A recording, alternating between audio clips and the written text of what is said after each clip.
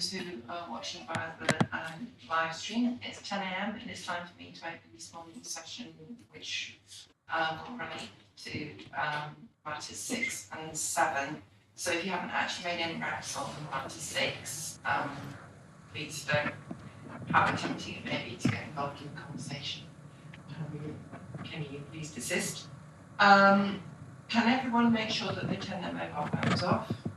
The toilets are on this floor, the ladies are up on the corner, and the gents, I believe, there. Council kindly provides coffee, but to keep us on their toes, they always change where it's actually being supplied. Do we know where it is this morning? Committee room 5. So it's going to be in committee room 5, which is opposite. Okay. Just to let you know, there's been a form of a structured discussion, so I'll ask questions, and then if you wish to ask questions, and if you want to answer them, can you put your Toblerone or nameplate on its side? There are microphones in the room, and they are related to a camera, which then goes on you if you have your microphone on. So it's important that you turn the microphone on and off. That way we'll be able to, people can actually see you. I intend to do this morning's session probably till about 11, I would imagine, and then we'll break for coffee, and then we'll go for the town centre session, which is matter 7. So, and can you also introduce yourselves before you speak? Just as I mean, we all know who everyone is by now, but there's maybe some people who are new to the process. Okay. Are the quantities which the council put out in their employment plan study robust and likely to reflect the quantity of need for those ones development over the plan period? Obviously I've got the council's response. Would anyone wish to, is there anything else in response, whether it's actually robust? Yes, Sorry, Mr. Sorry, Michael continues. The figures are essentially a forecast, never accurate, but that's accuracy is not the issue. It's scale of future need, and it changes over time with the economic cycle. So there's no reason for it to be in the policy, merely to indicate how you respond to growth in this area. So I think you were asking whether it should be in the policy, and I don't think so.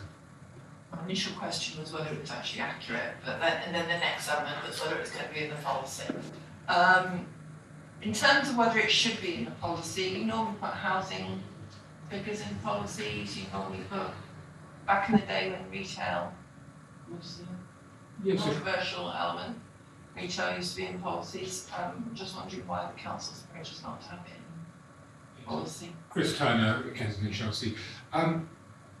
I think we're taking a view, it's very, very clear in the plan what the need is, and then the policy BC1 sets out how we're going to address that need. Rather than having a policy, we just don't see the need to have include it in a policy. We're sort of very explicit, there is a need, and then the policy sets out very clearly how that's going to be addressed. That's our approach. Okay. In terms of the, you put to me that you've got these key facts. And you talk about which, but you don't have as a key fact how much more industrial land you need. I wondered why that was the case. And I know that there was an issue, a point being raised about how the borough has got a high number of smaller office units, which actually proportionally high number of small office units, and whether that's something that should be expressed as being a positive rather than having these small units, which clearly are probably much easier to convert to housing, for example. Whether it might be sensible just to sort of give them a midnight, so to speak.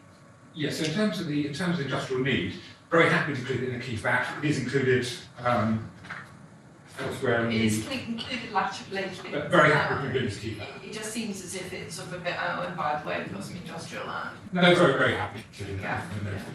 In terms of the recognising the mix of small units, again, we're very happy to. I think it's included in some possible elements. We're very happy to make reference to it. It's been a pattern of development in this bar for many years, and actually, back in 2013, when we had our whole bar exemption to the liberalisation to the office to residential, that was a big part of it, and which is why I think we have a whole borough exemption to reflect. We do have these larger units, but we also have an awful lot of small units, so very happy to make reference to that. There's no problem at all. Thank you very much. Does anyone wish to raise anything in relation to that one? Yes, I think. Sorry, Mr. Buck, do you mind being a disciplined man with your... Oh, I'm sorry. No. Otherwise we'll just drift into it, just a nice chat. Okay. Pleasant as it may be. I think the nature of this economy in Kensington is a similar economy. There are some big firms, and the council is one of them, but business, the occupied offices. But traditionally it's been a place where there are small businesses, and that's why they're so spread out all over the borough. So it is essentially a single family economy, unlike Westminster or the City of London, and to a certain extent even some of the other ones which overlap into the social activities. Well, thank you very much, Mr. Parker. I think actually, from the fact that Mr. Cloud was sort of earnestly thinking you, perhaps you should, if you can move your microphone so that it's closer to you when you speak, that'd be perfect. Thank you very much. Again, thank you very much for that.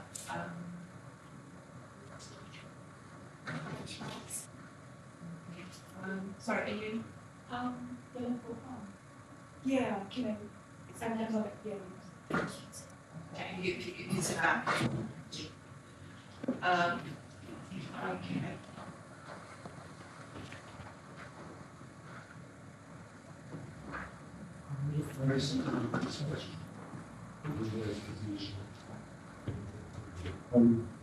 I think there's a big problem, or has been in the last few years, developers taking upper floors and sticking offices, and in their view scheme, sticking them in the basement. And these do not work. And the council has got a statement in the plan, which is in the explanatory text, but there is no policy. It reads like a policy, is paragraph 611. And Right, Mr.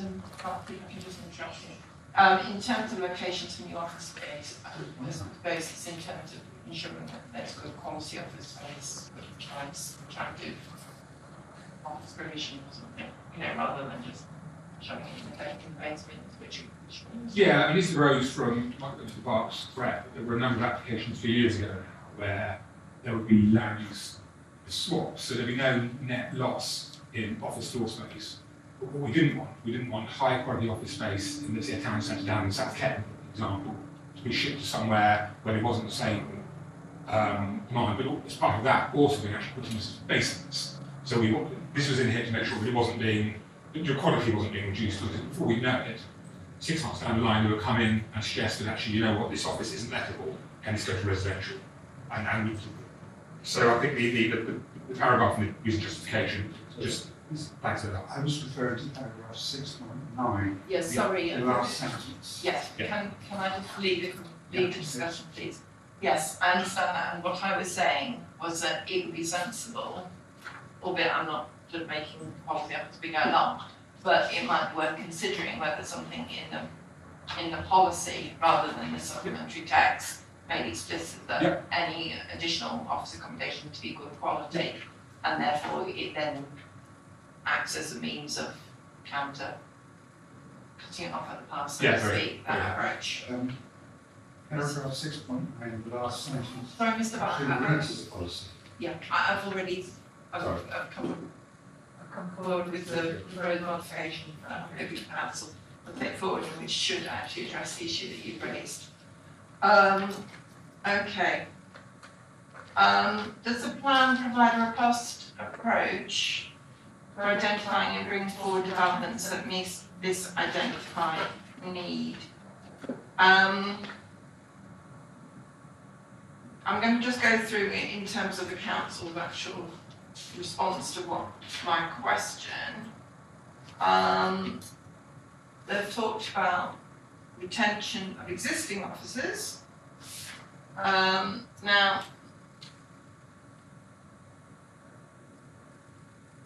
there has been discussions about whether that should be slightly more permissive. I'm sure the lady from Development Trust. Sorry, can you repeat that? Sorry. Sorry, I realised I was quite so boring. No, in terms of the issue of protection of office space, it's an issue that's been raised that there's a blanket protection of office space, and is that a reasonable policy approach? Yeah, Zoe Smythe, representing Wellcome Trust. Yeah, it's Wellcome's view that there should be some flex in the policy to allow a loss of office, particularly in out of employment zone locations where it's justified and there's evidence demonstrating that it's no longer viable for it to continue as an office use. Okay. My understanding is the counter argument to that is clearly that people will just, if the value of residential is always going to be higher than office, then it's clearly in their developers' interest to leave it empty for a bit, and they'll probably still recoup the costs when they convert it to residential. There's already a policy in the London plan which talks about the conversion of offices, isn't there? So what is the difference between that and the Kensington plan? And does it add any value, or does it add an element of confusion? No, I think it does add value. I think protection of offices is one of the sort of key aspects of our almost our very existence. That if we let the market decide, given we're so unusual that residential property prices are so much more than anything else in this borough, I think we need to be a very, very explicit, very, very clear policy so anybody coming look at our plan and see what the council's going to do in terms of offices. We will protect offices. And I think that reflects our Article 4. We're really unusual. We have an Article 4 direction which we got last year, which covers something like, I think it's something like 85%, something like 60% of the borough, that's something like 95% of all office floor space is covered by the Article 4. And I think it just shows how incredibly important the retention of offices are in this borough. In terms of the contribution to the local and wider economy, but also just in terms of the local character, so we don't come to some entirely residential borough. So I think that's what we want, a very specific policy which talks about protection of offices. And also I think the policy does give, it then gives the option, it does then explain in some detail when we're happy for offices to be lost. So for example, when it's in a town centre, being replaced by another modern residential town centre use. And that's beyond the E-classes. So if we get an application, for example, I don't know, something which came to my desk the other day, a small workshop theatre room. So it's not an E-class use, but they're sort of used to be supported. While we generally get offices in town centres. In this case, it's very reasonable. This theatre room, this theatre, very, very used for a town centre, we were happy to see the offices go. So I think that policy offers the flex and picks up the local detail, which is very important. So you're very clever behind your excuse me, Jonathan Smith, it's back. Right, you're on the right Village Association. In terms of the your employment land survey, you talk about viability. You did reference the viability of refurbishing some office space. Yeah. And you were saying at times it wasn't viable. That's correct, isn't it? Is that the conclusion? That you'd need to, sometimes you need to put some resi into the office refurb to make it viable. Yes, and sometimes you need to increase the amount of floor space. Yes. Yeah, that's right. So is that something that's sort of, if you can suspend disbelief in your, the Wellcome Trust or another developer, and you have some 1970s office space in Kensington, you want to get some value from it, but nobody wants to go to some, well, we used to have a cat out, but some 1970s office space that no particularly people don't particularly want to attend. So in terms of, would it be, what would you do in that position? So there are a number of issues. So in terms of the quality of office space, I mean, if somebody would come to us and demonstrate that there is no long-term need for this office space, and not just talking about next year or so, but long-term, and they come to us and can demonstrate it to us, and it's a regular thing, because we always look at that. But what we don't want to do, firstly, we don't want to just, because some office is lower quality, we wouldn't be happy just to go, because we really recognise one of our strengths of this borough is this whole mix of office types. So it's the large, the small, it's the expensive, less expensive. And particularly in the southwest and the north of the borough, there's a real need for lower cost offices. So actually one of the key tenets of providing low cost office accommodation, I know we've got our spiking new policy on affordable workspace, but it's also about protecting this whole range of offices. Of course, it's fair to say this borough tends to be a more expensive office location than some other parts of the borough, and that's the way it is. But I think it's important to protect the offices we do have. But if the Wellcome Trust would come to us and explain to us why an office in a certain location isn't viable, it's something we always look at. We look on a case-by-case basis, which is rather like the conversation we had yesterday about student accommodation. That's something we would always look at, and that's right, proper. It's material and determining any application. But the moment we put in criteria in the policy, I think we're just inviting application, inviting the loss of these really valued uses.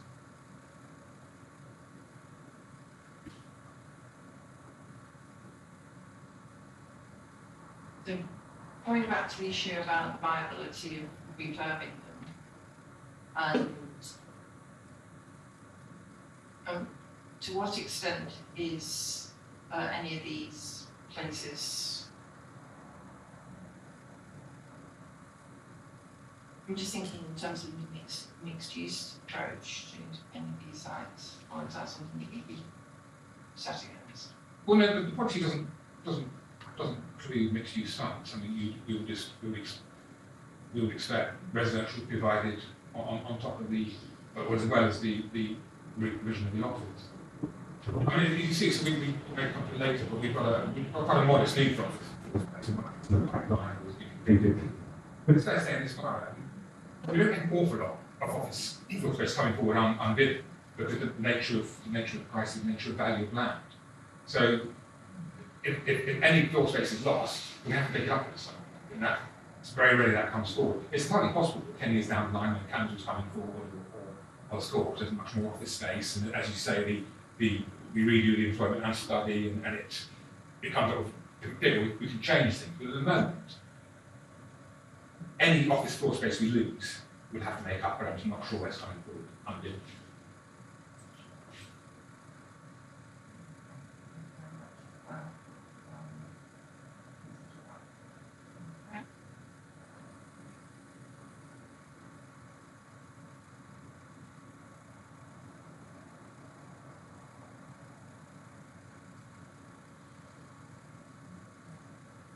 Provision of new floor space.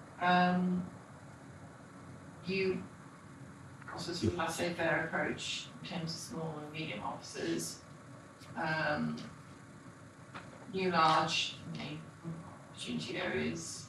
Haven't got any issues with that.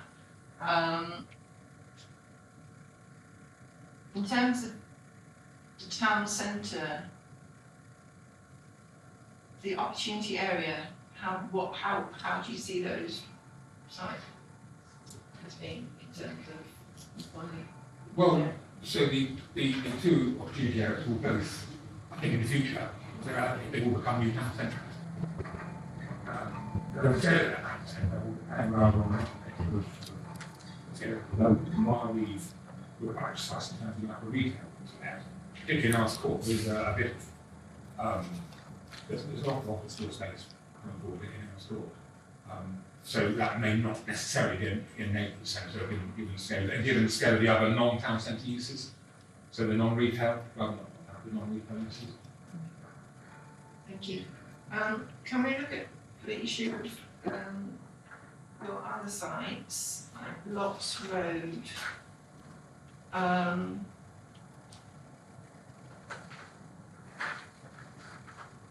Is there consistency between the Locks Road allocation and the employment study?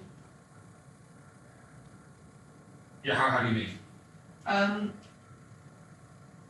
My understanding was, I need to get the employment study up, that there's concern about loss of employment there. So is the amount of floor space would be additional? Yeah. Okay, does it actually say that?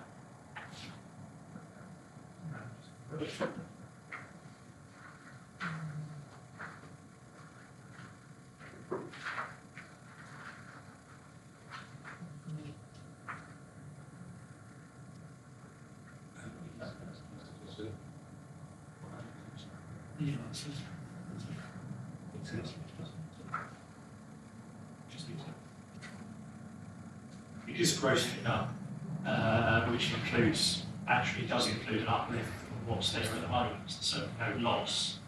What we haven't done is, as I said, by the one thing there, we haven't sort of specified what the additional uplift would be, but it certainly is an uplift. I mean, it may be appropriate to make that explicit, Mr. Barr.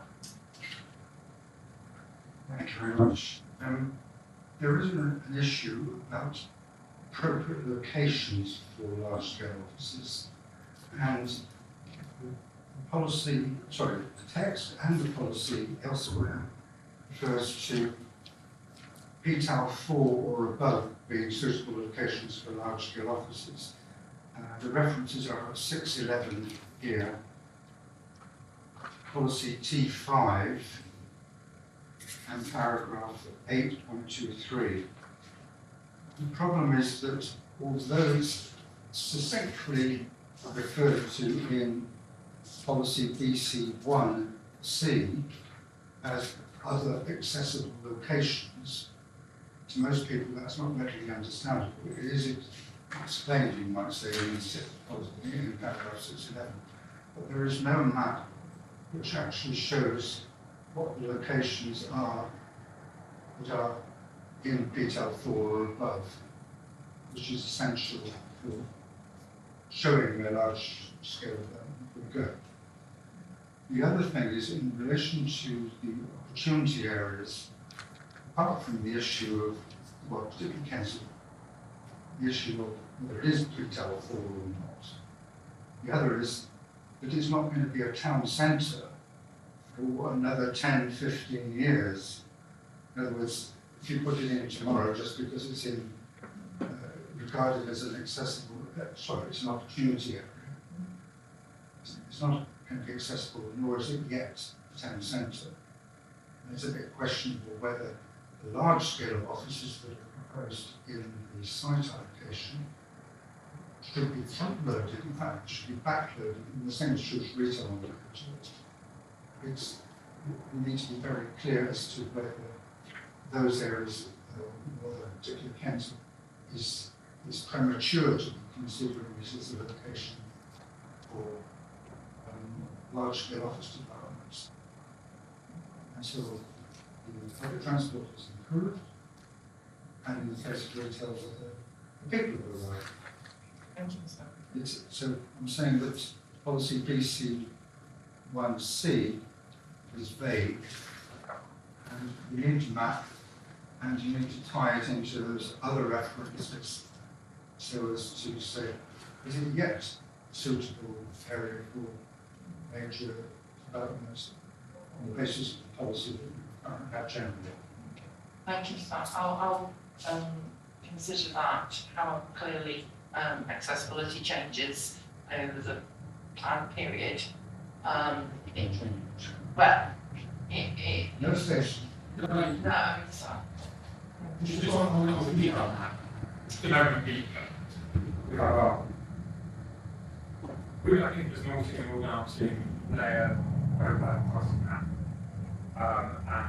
We see this work with CRG or did that last year and do a Pathfinder. But I recognise having spoken to this about, I think it would be helpful to have a PTAL as existing with a link to the, because you're right, the PTAL map is ever changing, with a link to the PTAL map, which see any developer, anybody can see the most up to date, at least in the plan, we have a PTAL map, which we always used to have actually, a PTAL map as existing.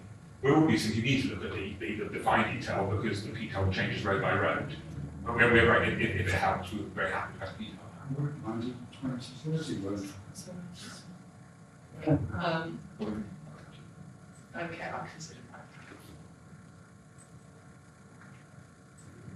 In terms of whether the sites are appropriate for SA1 and SA2 are appropriate for office use, then we end up having to be in the next situation. And that's one just, I think, for me to consider. What those courts, what would public transport? You understand, so I'll consider that. Whether it's achieving the next situation, and if it is, what isn't, I'll come to a conclusion. Yeah, I was just going to add that obviously we are aware that when council comes forward, it will have to be taken phased development, and you know it will be up to applications to come forward and look at particular quantums that are coming forward, and whether the infrastructure is appropriate at that moment, and it will be subject obviously to planning obligations, no doubt, to look at how that's brought forward. But I don't necessarily think that's something that could be sort of described in local plan, but obviously it is something part and parcel of big applications going forward. Thank you. Can we come to my question 87? You've answered 86. The purpose of the employment zones and how residential floor space would be compatible with these employment zones. Because it seems that I think you've just got to be very careful that you don't have residential inching out more industrial or employment uses. So can you just clarify how you're going to ensure that it's not? Yeah, so in terms of, you always have to walk around our employment zones. And I think one thing it's worth emphasising, don't think of an employment zone as something like a sort of large industrial area. Our employment zones are large offices, but there are also workshops and the like. So they tend to be, by their very definition, quite neighbourly. That's not to say it's not incredibly important to make sure that, hence our specific policy about agents of change. As we discussed yesterday, there's a real need for housing across the borough, and we recognise in certain situations residential may be appropriate in an employment zone, but we take a very strong view is that detailed, decent design means the two uses shouldn't be incompatible. And if you look at any of our existing employment zones, they have residential on the upper floors, there might be a pocket within the employment zone which is residential, there might be a pocket outside the employment zone which is residential, but everywhere within the employment zone it's probably 20 metres from somewhere residential. So it's very much a long-established use in this borough, which works very well and implements the borough really rich. But I think you're right, it's incredibly important to make it very, very clear that if we're allowing residential uses, they mustn't be pushing out employment floor space. I think the policy is very explicit about that. I mean, the policy talks about if you're allowing residential uses, in most of the employment zones, we require an uplift in the quality and content of floor space being transferred. The only difference is in a little bit of, sorry.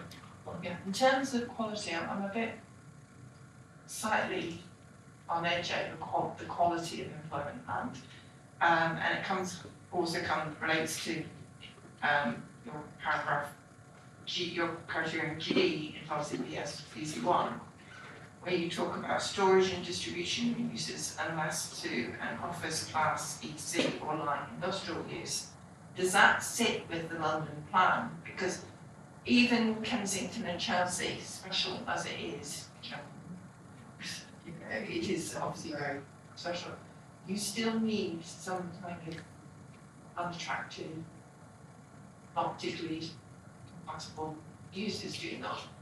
And if you come along and you say, well, we're going to improve it, the London plan makes clear that even in the towns, in the central area of London, you still need those types of uses. So in terms of the value of land, if you go from a storage and distribution use, which means storage, warehousing, by the way, some of you talk about warehousing and then you talk about storage and distribution, then you need to have some consistency, otherwise it could lead to confusion. Yeah. Most is well known that warehousing on the whole is very low value, isn't it? But research and development may be phenomenally higher in its value. But in terms of providing a service or even low skill jobs, etc., isn't that, and just consistency with the London plan, is it appropriate to have that change of use? Yeah, so Acceptable?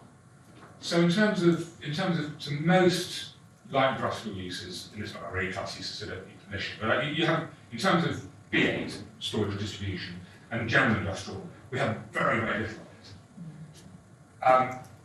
I mean, one could argue if someone would come in and show it really has no long-term viable future, we let it go. I mean, I wouldn't be. We've always tried to protect industrial uses. Well, I think the purpose of this policy is what we don't see happening to industrial use and go to residential. So I think this was an attempt to stop industrial use, which are no longer viable, going to residential by allowing them to go to office, which is another sort of lower value use. But I don't think we'd object to being explicit, and we will protect general industrial uses and warehousing where planning permission is required. I think that's sort of, because one step along from office would be residential, couldn't it? I mean, you play the long game, so. Yeah. In terms of just protecting those, because you haven't got very much of it, no. And you say that you need it, you've got a need 9,000 square metres. Yeah, no. It seems to be sensible to justify. Section G of the policy reflects the fact that in addition to the offices article of regulation, there are others. There's one for various light industrial uses. There's ones for vehicle repair. And we also have policies, for example, a lot of the news were traditionally lodgers, vehicle repairs. Quite a lot of them have got eroded, but the council still has a policy to try to maintain it where it is a So this is kind of, if you like, covering the basis of the fact that there are other full directions. There's also one on your work. I think the line doesn't want to disappear, but changes to the now, but I with no objection to being explicit with the text, general industrial warehousing.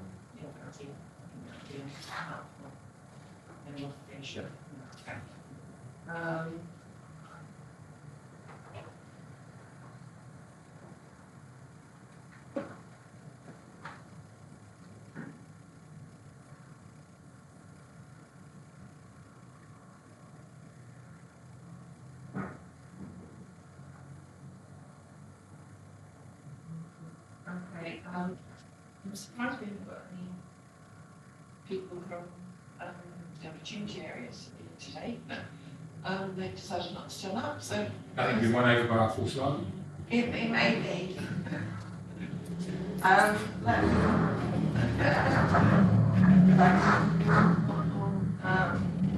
Workspace policy. First of all, That's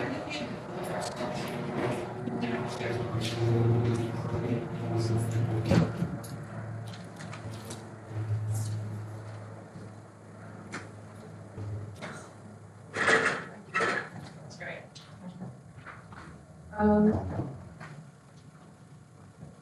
Can I just, first of all, can I double check that both SA1 and SA2 reference affordable housing workspace, affordable workspace? Yes, yes.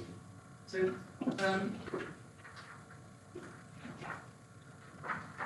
so where's it in the L4 one?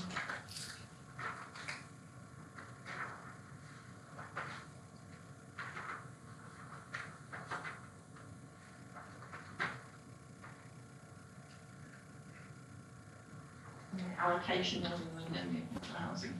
Affordable. I see.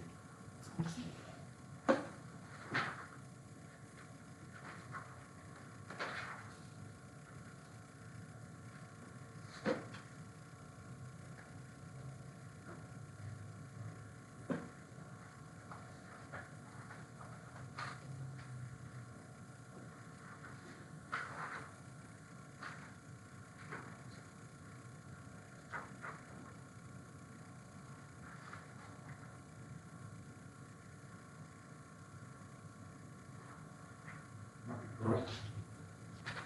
Revision. It has been known. I think we have to plan for location.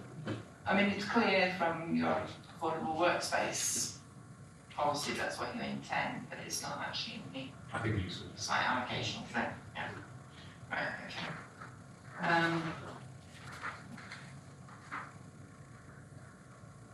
These figures for both SA1 and SA2 have been derived from your viability assessment, yeah, and your ELS, that's correct, isn't it? Yeah, to a degree. Okay. So, in terms of the wording, can I just get that? Sorry, I just need to get my big one.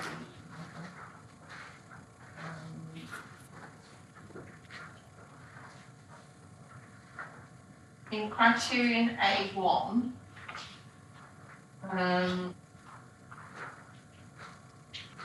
you put that a minimum of 10% on the site for the affordable workspace. When you do with affordable housing, do you say a minimum of 35%, or do you set it out clearly what it's going to be on the basis that obviously all their financial calculations are predicated on how much Yeah, affordable housing they have to provide, and obviously the way that the framework account works, so in theory, if you've got it in the plan, it's overdue if you can't make it work as a developer, but they need to be clear what they're dealing with. yeah, I think, yeah, I mean, I think it's we would like as much affordable workspace as we can get. Yeah. But 10% we recognise will be viable and it's reasonable, but it's entirely possible that if a developer were to come to us and say, actually, you know, you guys, I think I'll give you 15, we don't want anything to preclude that. I think it's also fair to say in Earls Court that someone, you see that they're both dealt with something differently. So for Kensal, we know we're getting, it's not very specific, we're talking about 500 square metres of affordable workspace, because the allocations are 5,000 square metres of EG, and that's the 10%. For Earls Court, we recognise there's it's not quite clear how much office floor space might be coming forward in the future, because it's not as far down the line. And what we don't want to do is, if they would come up with, let's say, just coming out the top of my head, 100,000 square metres of office floor space, and that might be wrong in many, many other ways and all the rest of it. But if they were to, we wouldn't necessarily expect 10% of all of that. We wouldn't necessarily expect 8,000 square metres of affordable workspace unless we were satisfied that that was actually needed in that area 10 years down the line when it's coming forward. So I think that's why we're taking a slightly different approach. But the minimum of 10% was to reflect that, but if a developer wants to come forward and offer us more, who we say no.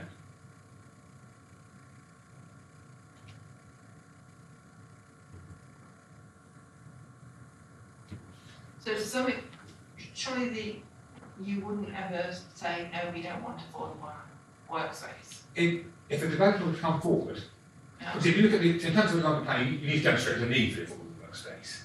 And I think what maybe just being belt and braces, that if down the line, a developer, on Earls Court, say, which is likely to be a large office, or maybe a large office, we don't know yet, we would want to be satisfied that the amount of work for the workspace we're getting is enough for us to, it is needed in the area.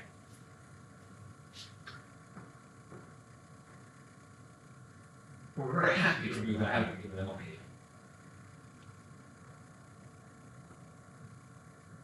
That's the logic of it.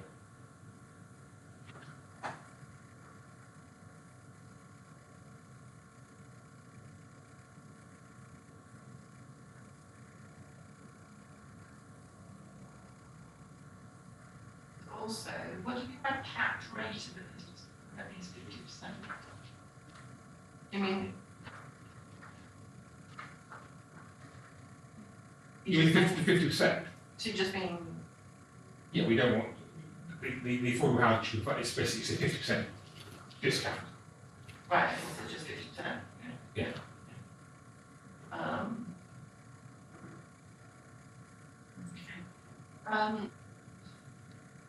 In terms of at least 20 years on Kensal Canal side, didn't your studies suggest that it should really only be viable for 20 years?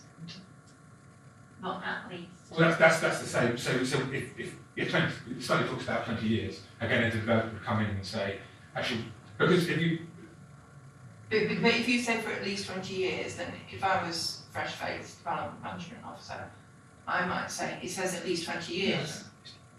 You know, it should be 25 or, no, go on, step on. yeah, I mean, I think that it doesn't seem, you know, I think it has to be done towards by the evidence. So the other issue, of course, was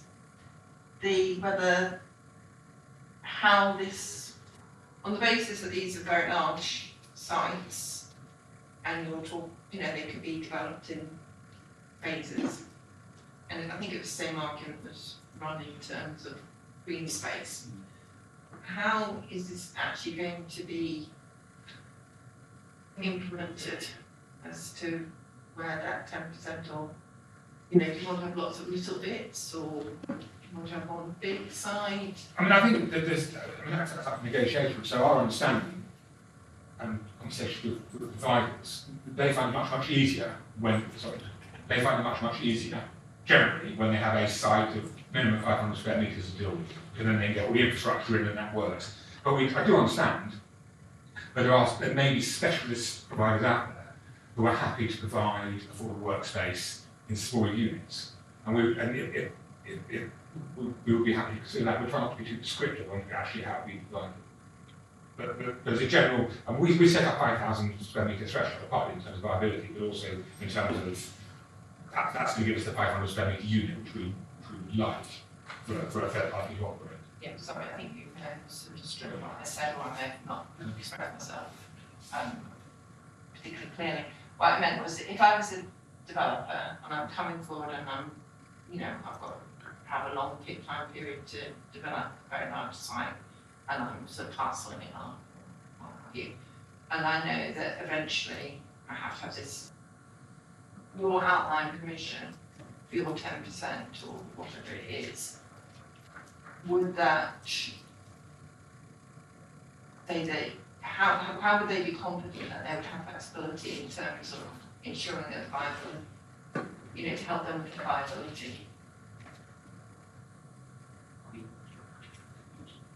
Well, I suppose it does come down to delivery, doesn't it? And I think the way that we would approach this, we don't see necessarily the local plan being the right place to be too prescriptive about that. I think inevitably would involve conversations with Earls Court and other developers coming forward about how best they provide that over the phased development. And clearly, council would want to see it come forward, but I think it would take a balanced pragmatic and sensible approach to when that might actually be delivered. It might be appropriate that providing we've got the safeguards in place, which would probably be done for section 106, as to when it would come forward, it does talk about right to first occupation. And I think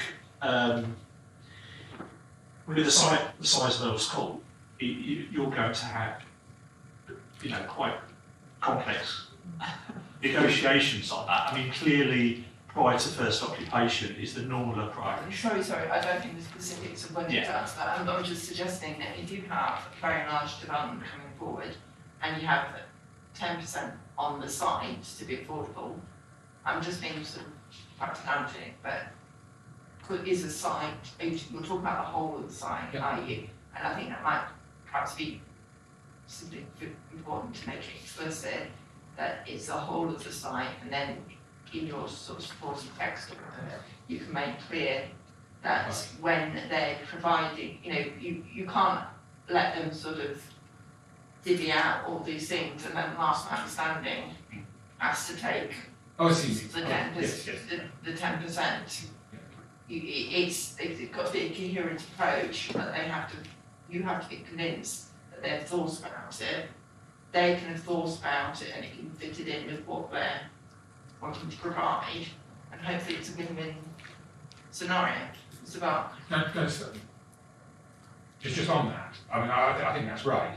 So we're talking for the major sites, so it's not part of this, we're pre-Apping with Kensal, and the discussion about the provision of full workspace, and it is very much in the forefront of everybody's mind. It's small fry compared with some of the other issues, but this is the sort of way we can provide it. This is the timing. So yeah, very much it is a part of an early discussion about how this is going to be provided. Isabel? Yes, sir. Kensal is entirely within the borough, and there are several developers, plus all of what's expected is set out. When you come to Earl's Court, you've got the bigger chunk being in Hammersmith and Fulham, and the site allocation is quite specific. It's apart from the housing number, it talks a minimum of 40,000 non-residential, of which a minimum of 20,000 should be for offices for research and development. Sorry, that's on page 237.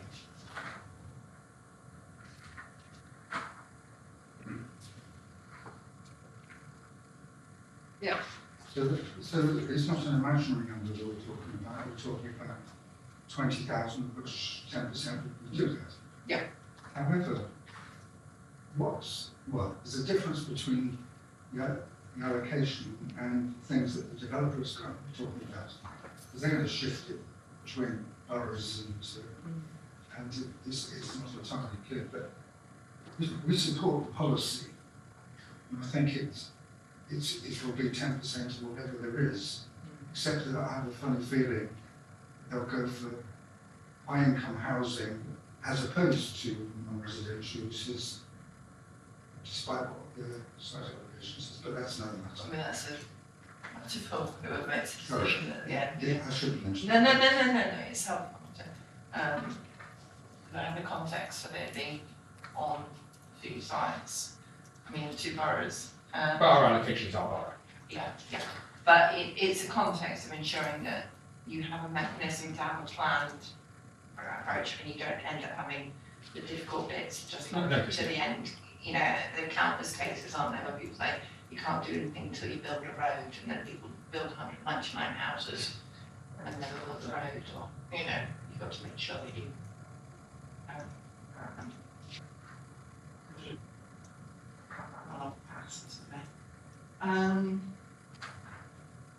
right. Similarly, we talked about upper limit and at least criterion B. You seem to sort of reference that as well. I suppose on that, I just would be, I take your point, but I would just be reluctant to, I suppose it's possible that if a developer come in with more than 10%, we wouldn't turn it down. So I do understand maybe the at least isn't strictly necessary. Yeah, I mean, I'm sure if they want to sweeten anything, they would sweeten it, wouldn't they? Yeah, fair. And sort of be put off, I mean, whether they will or not, I can't see. Right. Does anyone? Okay. Right. Thank you very much. So we'll now break to 25. I think there are one or two things to clear up as to what might usefully go in glossary to explain some of these things. And Okay, can you put your, just be, make a pen and. yes, Yeah. yeah. In this chapter and the one we're about to come to, there's a need for some clarity to come through for what some of these terms. I'm not going to should watch out. Actually, that does remind me, thank you very much, Ms. Bark, in terms of agent of change. I think that is, if you asked anyone outside of this room what agent of change means, I reckon even if you asked everybody in the room, not everyone would know what agent of change means. I'm not disparaging your professionalism here. You've got a very narrow world if you think. I know planners and teachers are the two types of people I know. You know two people as Well, well. and two types of people go, town planners or teachers. Yeah, exactly. So in terms of agent of Yeah. change, I think it's very important to work out because obviously people move into very nice places on Lots Road or Latimer Road and think, oh, isn't it lovely? And then they say, oh my goodness, those nasty people are doing noisy things. Get rid of them. You know, you don't want that. Thank you very much. Right, I am going to close now and break until 11:10. And then we'll come to matters then.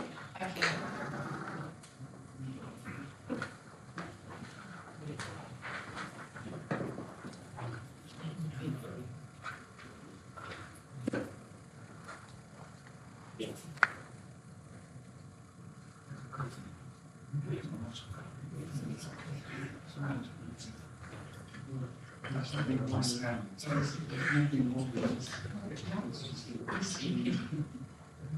In some countries, it's a very nice drink separate from coffee.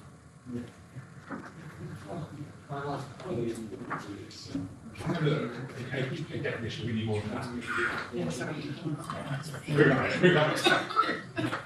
It's geographic, which is a new innovation, and you can actually Yeah,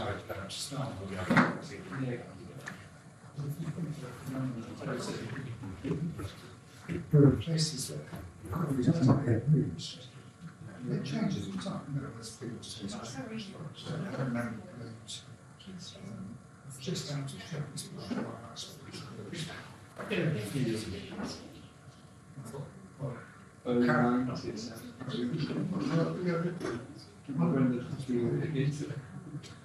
the only places unless you went half a mile closer to Hartsbush, Turkish cafes, Turkish cafes, produce what most people might want and some folks might. That's so, and so they all well, no, but they had, for many of the people then, Nescafe was drank at home. So now, if you like, the tide mark of coffee has shifted a bit further and the gaps get filled. Because it's like, how close do you live to a decent cafe? And I don't count Starbucks as that, because it's horrible. It's too bitter, too dense, and too much. They sell you what you want. My mouth can be coffeeed out after a few sips. Well, I mean, If I wanted that, I'd have that much. yeah, my idea of coffee would be Yes. just that we have to. But most of these coffee bars do not offer that. They offer small, medium, large. I think it's almost too much. Yeah. For my liking. So, I mean, what they ought to do is to provide you the large one, 3 cups, and share it with your friends. well, yes, that's another way to go about it. This way, Let's you go. see the bottom of the cup. Yes. I'm going to have a look. American. Warning. Did you say when she wanted us now? 10 past. 10 past. Yeah. Yeah, 15 minutes.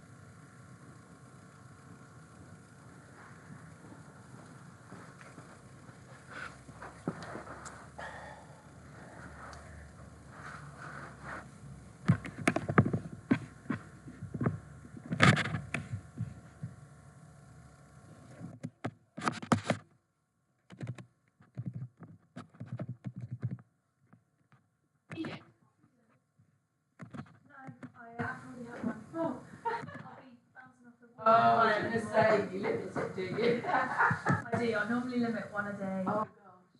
I try to be quite good at that. Otherwise, I just won't sleep. Two, I don't, yeah. Limit self to 2. I know something from my office has like 4 or 5 cups throughout the day. I have trouble sleeping, so, yeah. It would just be a nightmare. How long have you been doing?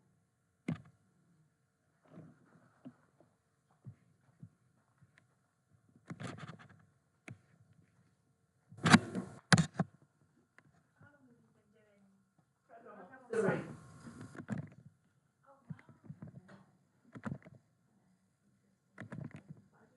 wow. You don't.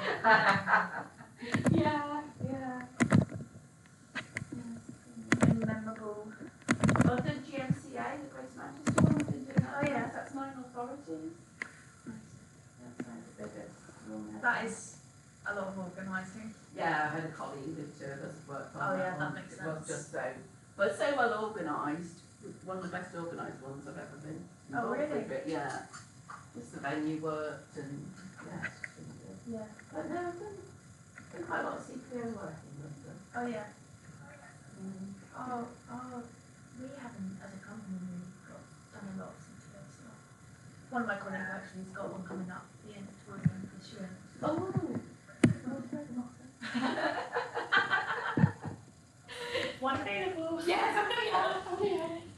They tend to happen for CPOs because things change so quickly. Because although, you know, when you get to the inquiry, it's always like, oh, the inquiry authorities help. Legal discussions that would get, go round over, years or whatever. I know. So then, once you get to inquiry lists, tend to start talking to each other and then the programme falls apart, so. Have you done a lot with Louise? No, it's the first one, First yeah. I think there's only a couple of inspectors I've ever worked with more than once, so there's a couple of 100 of them, so. Yeah. Yeah, and they're different specialisms, so the Yeah. planning sector, inquiry, Yeah.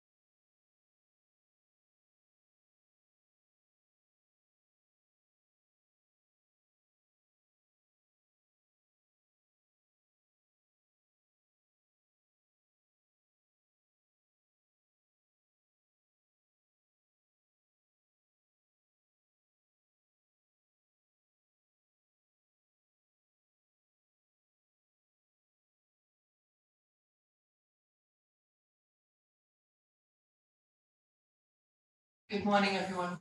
Welcome back to this morning's session relating to Matter 7, Town Centre Development. My name is Louise Nurse, I'm the planning inspector who's undertaking the examination of the Royal Borough of Kensington, Chelsea's local plan. We're looking at Town Centre Development and particular retail. So my first question 91 relates to forecast need for convenience in comparison retailing. So the question A is whether the requirement should be set out in policy, and secondly whether the quantity proposed need is reasonable. I'm sure the council will say exactly what they said prior to that they don't need it, has to be, don't consider that it should necessarily be within a policy.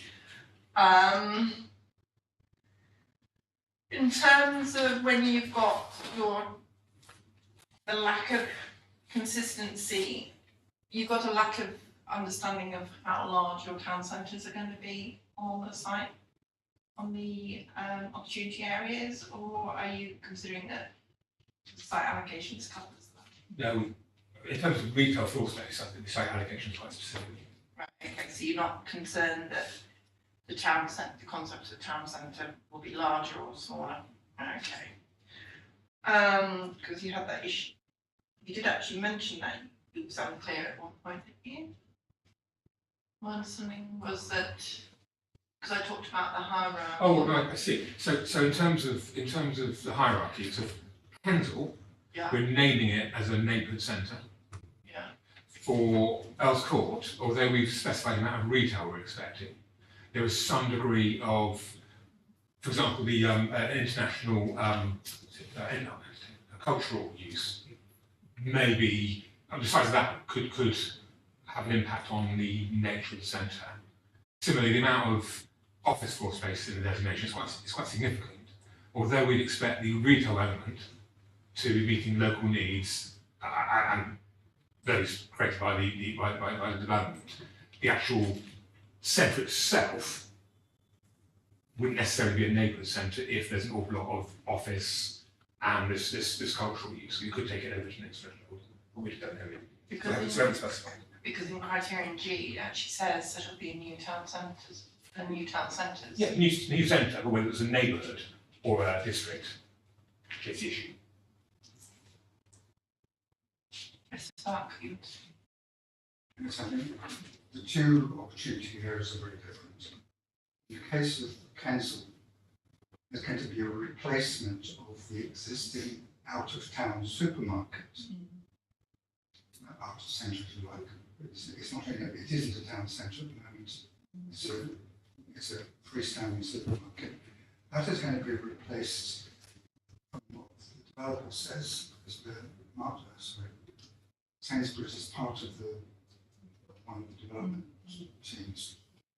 They're going to replace that within about 5 years of the scheme starting, even though the number of people on the site next to nil. So it is going to continue as a freestanding store, but later on in the process it will have a wider selection of shops to serve that local community. So it's essentially centre will essentially be a neighbourhood centre, but it's some way down the road yet. Whereas in Earls Court, the developer is spreading it around. Actually, I don't think there'll be a sufficient critical mass within the Kensington side of it, and this is just what they're thinking about, to warrant it being a neighbourhood centre. There may be in the Hammersmith and Fulham side where there'll be more people, but I doubt if in the Kensington side, in other words, Kensington people will either go to Earls Court Road or go into Hammersmith and Fulham. You can see where the boundary is. But it's the people there will not be probably going to shops within the site allocation that we have here. But it's not much point arguing about it. Again, it's 10 years down the road. Before I bring Mr. Wood, wow, okay. I just still get my head around the fact that you say it's a new town centre. Yes. And in a town centre following a sequential test, you wouldn't need to, unless you set, traditionally, town centre uses, including retail, would go into a town centre, and you could have a big shop in a town centre, wouldn't you? Unless you had some kind of, back in the day when you'd have regional plans or have you might sort of say, it's sort of and that's in your, it'd all be part of retail impact assessment and sort of a lot more. But you're shying away from, you seem to be shying away from that approach by not putting in policy the amount of convenience need, the amount of additional convenience need that's required. Yeah? Can you let me finish my train of thought? Yeah. So you talk about, we can establish this new town centre, but it can only be of a scale that does day-to-day needs. Now, if you had a local shop, like the local Premier shop down the road, that sort of does the day-to-day needs. But you're not suggesting that it's just going to be a Premier shop there. I'm still confused where you're coming from in terms of your terminology. Well, one of the concerns or issues for the council is obviously to make sure that the existing Earls School District Centre is not adversely affected by this development. And I think we are at great pains to try and ensure it's not particularly, it is a little challenging given the location, to make sure that the district centre, the existing district centre, is not adversely affected by the new development. So there is a clearly balancing act, I think, to a degree to be taken here about providing convenience for those that actually reside on the site and those that work on the site, but at the same time not providing a centre that was of sufficient size that it could actually start to adversely affect the existing centre. And I think that's something that basically is something that we've laid out at the moment in terms of the vision for Earls School. I suppose our slight concern is how prescriptive do we want to be at this stage, and I think that's the concern that we have, because there are times when being over prescriptive actually might not be the best solution moving forward. So I think at the moment that's the vision that's set out. As I've said, it is set out clearly in the Earls School site application, so this is not something that's just sort of plucked out the air. It is definitely something that we want to make sure that happens. I don't know if that's it, but I think it's probably worth mentioning that we do really want to tie in the opportunity area into the existing centre as much as we can.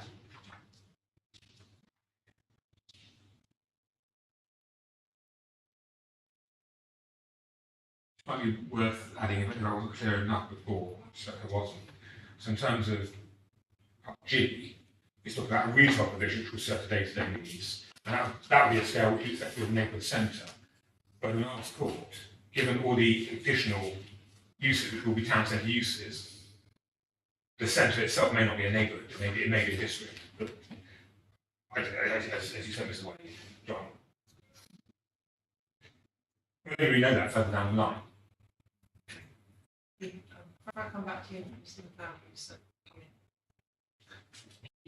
McLeod, I'm Mark McLeod, resident in this fine borough for the last 30 years or so. Happy to be here with you.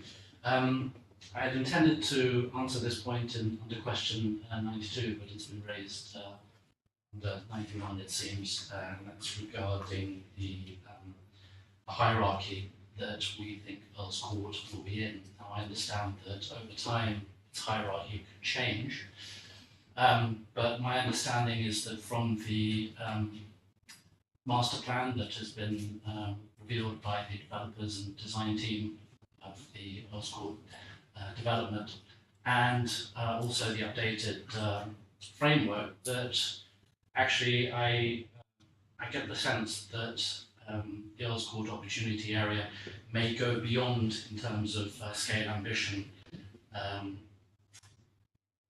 in terms of being only a district or neighbourhood centre, and go more towards major or metropolitan, and even further beyond. And I understand that that's not the council's position. I don't share the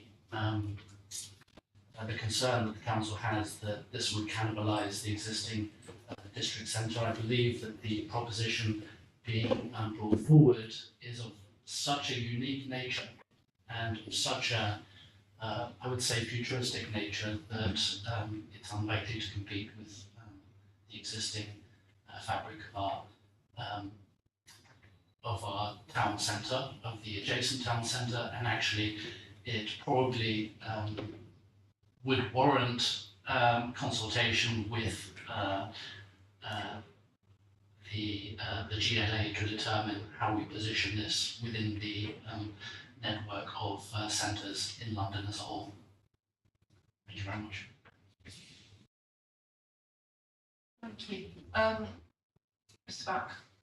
I think one of the things we have to bear in mind is how big a catchment can support a centre.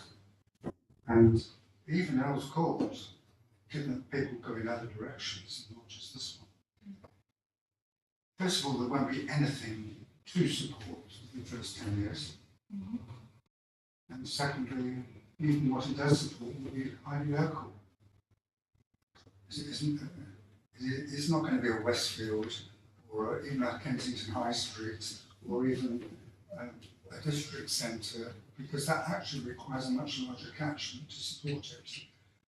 Being marginal to both boroughs, you know, it's boundary parish runs through the middle of Earls Court. Some people will look to existing centres to the west, some will look to existing centres to the east, and the likelihood of that attracting a centre that will carve out a catchment is probably unlikely. I mean, I'm guessing. So, and the other thing to remember is that shops follow the population, they don't arrive before the population.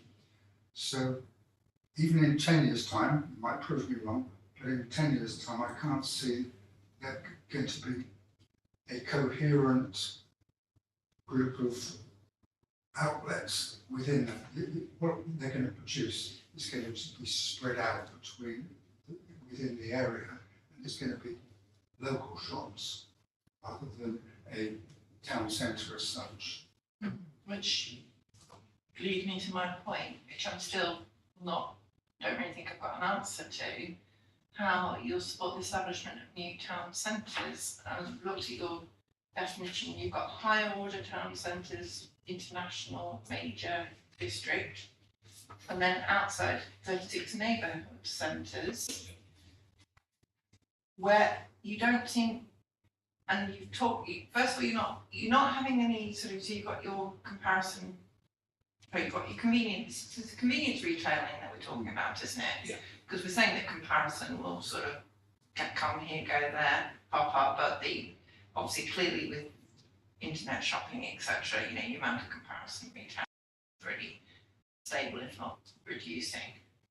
It's convenience retailing that you saying that over the plan period, 8,900 square metres convenience retailing could rhyme. Now, if you say that it's a new town centre in these areas, to my mind, as you know, someone came along and said, I want to build an IKEA, albeit that's comparison, but I wanted to build a very big convenience store. You'd say, well, that's fine because it's a town centre. But then you say, oh, well, look at my policy.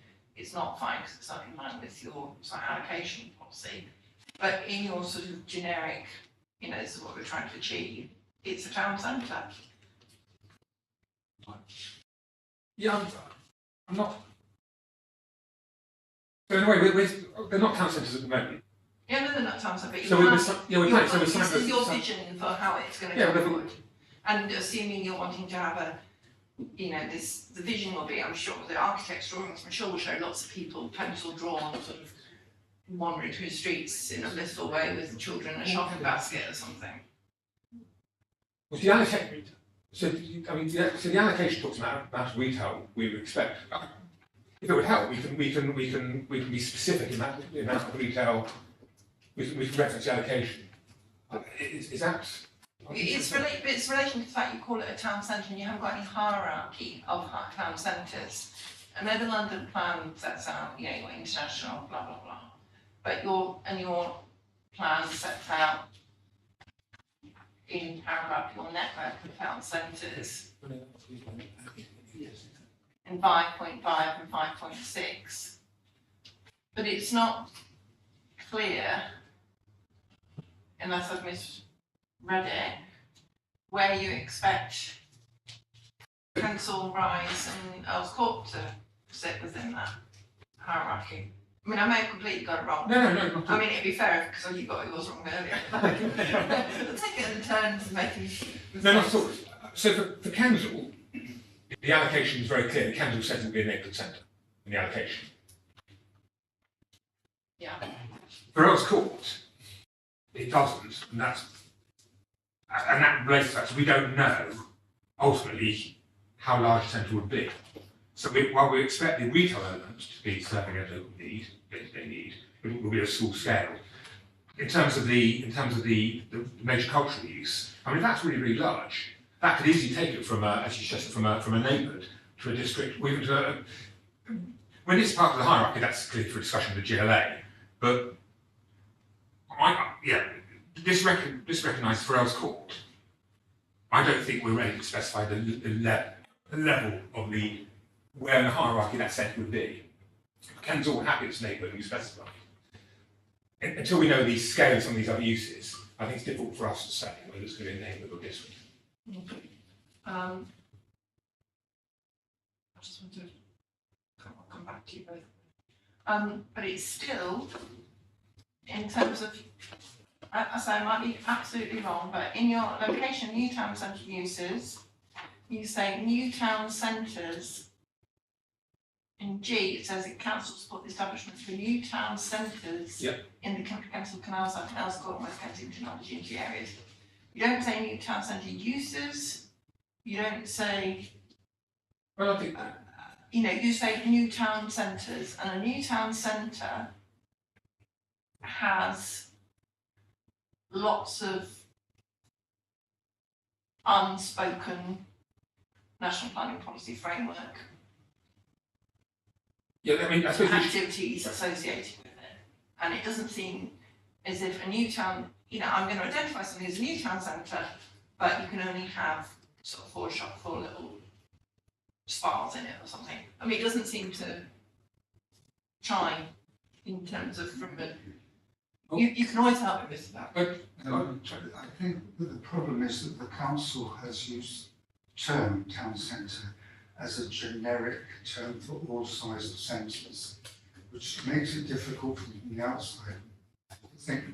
We outsiders, we struggle. They're talking about town centres as unit, whereas it's the whole hierarchy down to the one street with 10 shops. Yeah. So that's the problem. When it comes to opportunity areas, you've got the very strange one where you're building on an existing large-scale supermarket, which was never a town centre, it was a freestanding supermarket.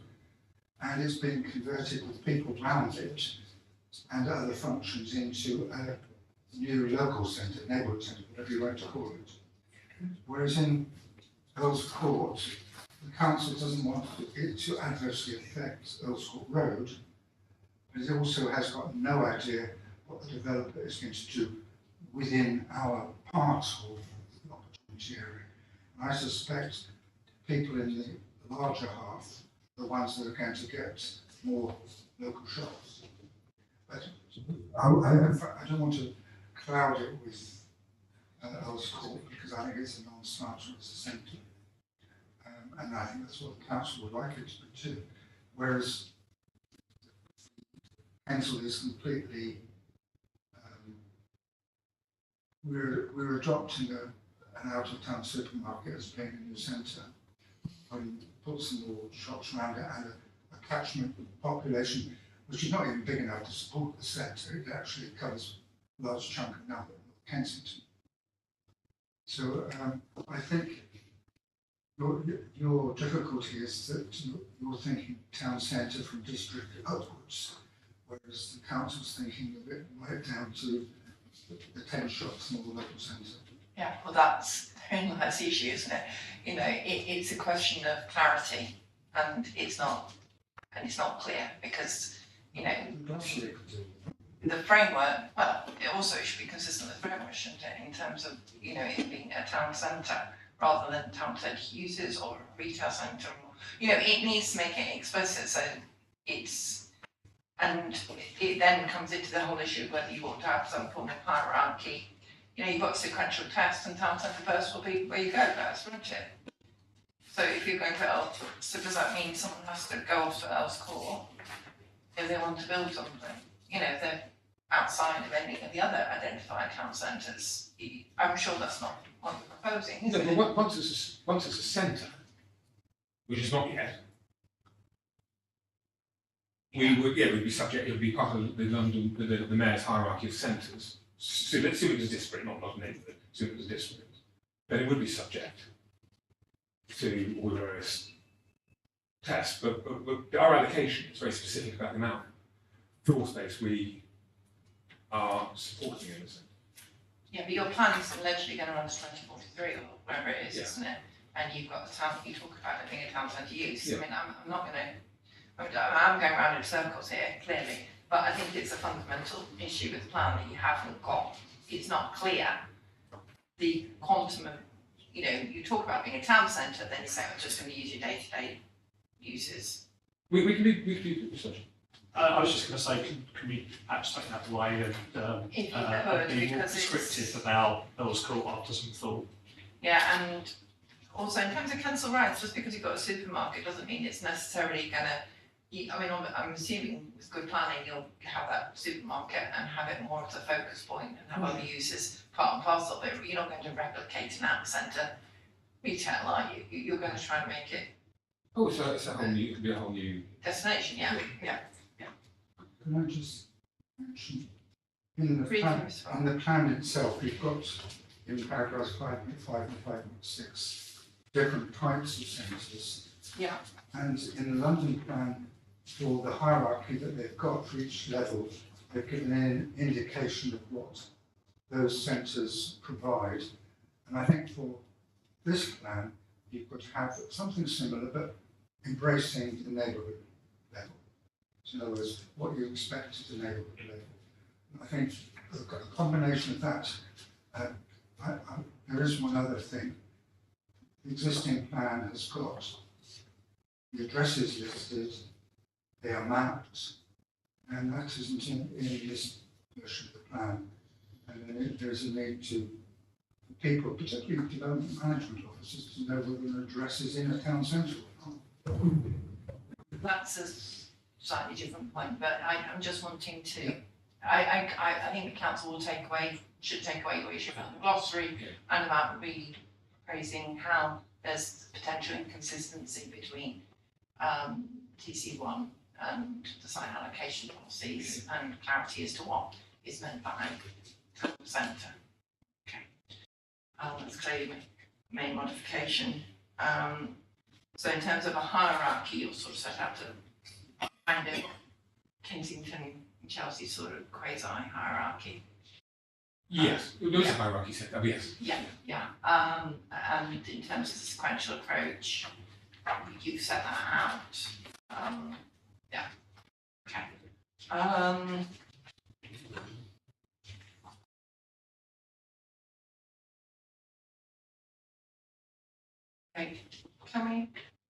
move on to question 94.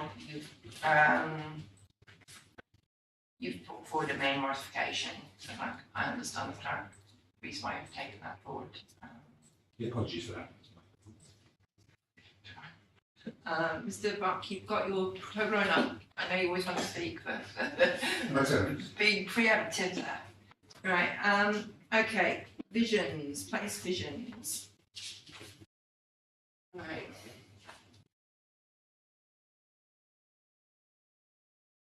Because TC2 does talk about scale and nature of development, and then it relates it to these visions, which, as we right at the beginning, how many weeks ago, there's a discussion whether they should be policy or not.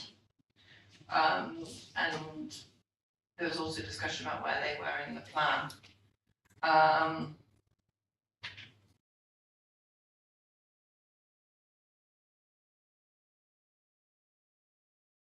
Having said that you're too generic and too general in TC1, do you remember we had the discussion with, I can't remember who it was concerned that there were too many department stores, not department stores, too many chain stores coming in to the borough and how you needed a vision for.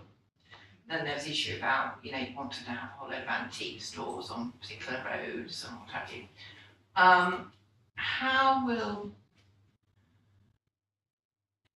Is it too prescriptive to talking about about assisting in the implementation of the strategy for that centre?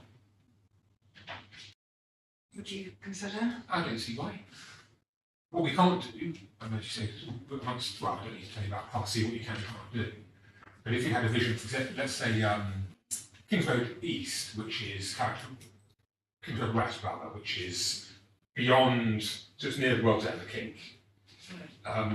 So what's characteristic of that is lots of small independent boutiques. Mm-hmm. So if a new developer would come in there, I think we would expect, and if you wanted to, we could say, look, we want to support the smaller retail. It'd be perfectly reasonable to say, actually, look, we'd like a series of mixing units, including smaller premises, which would be suitable for the smaller independent retail. So I think that's what it means, rather than anything more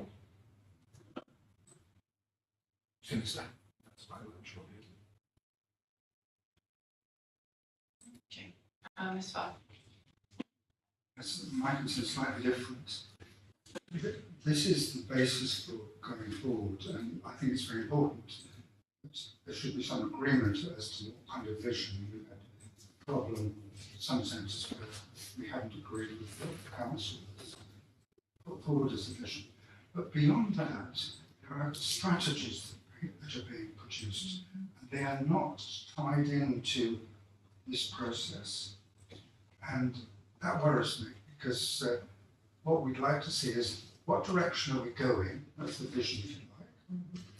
And very supportive of the council then producing a strategy, but it's the direction of travel that is important. For instance, my local centre, neighbourhood centre as it's called, it's got about 60 shops. We're producing, or the council's producing, a strategy for it. But that's not referenced really in this, in terms of where we're going. And that's why I support the visions. We didn't. I certainly support my local one. But they only go as far as high streets, town centres if you like. It doesn't really go down to the neighbourhood ones. And the neighbourhood ones have been proved just as important to get right. So I'd like to see the plan be a vehicle for proposing vision and strategy. Not the detail of it, but the principle of producing strategies. They seem to be going ahead outside this framework. It's very different. Fine. So let's go back on that. Yeah. I wouldn't use the word strategy. We've used the word objective, which is equivalent to a strategy.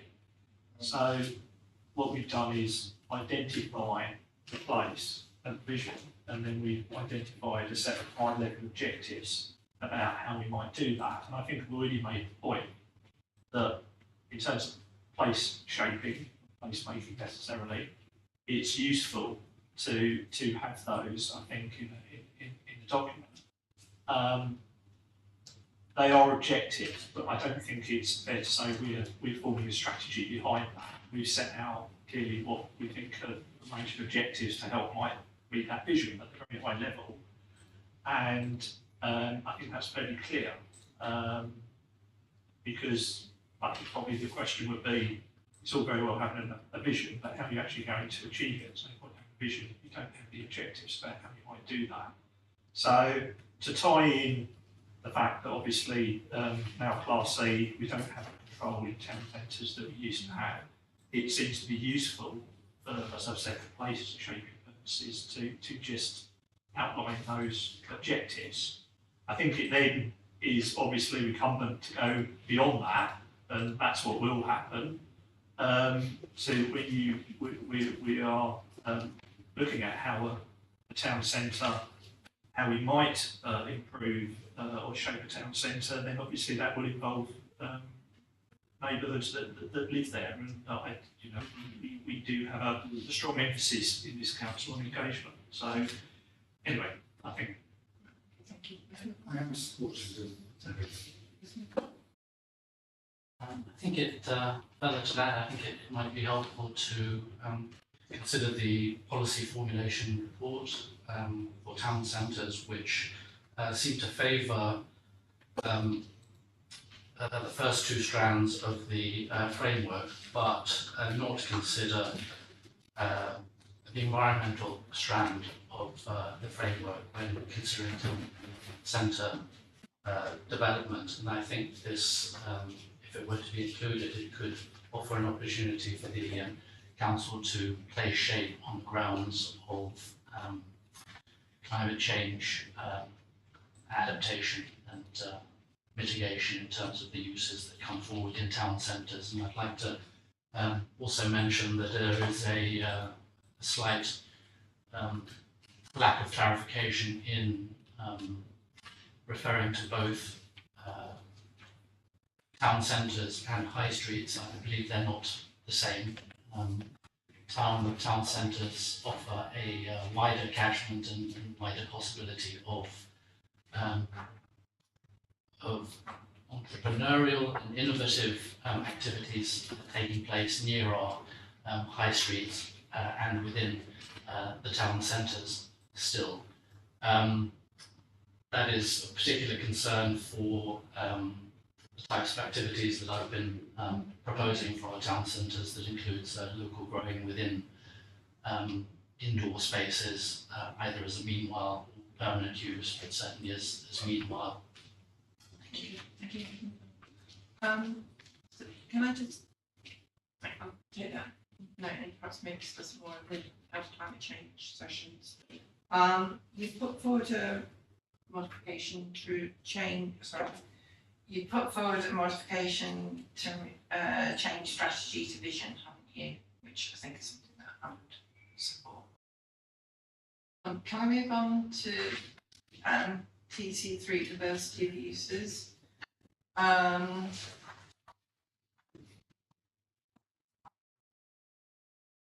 terms of primary and secondary frontages, because you talk about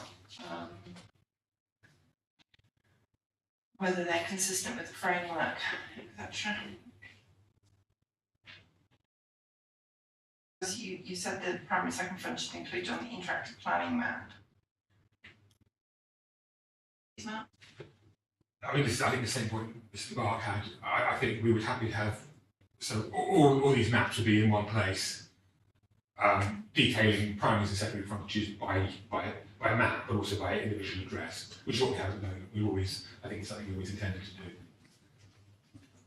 Okay, in terms of the issue of whether you ought to actually have primary and secondary frontages identified in terms of the framework, because it's no longer part and parcel of the framework, what's your response to that?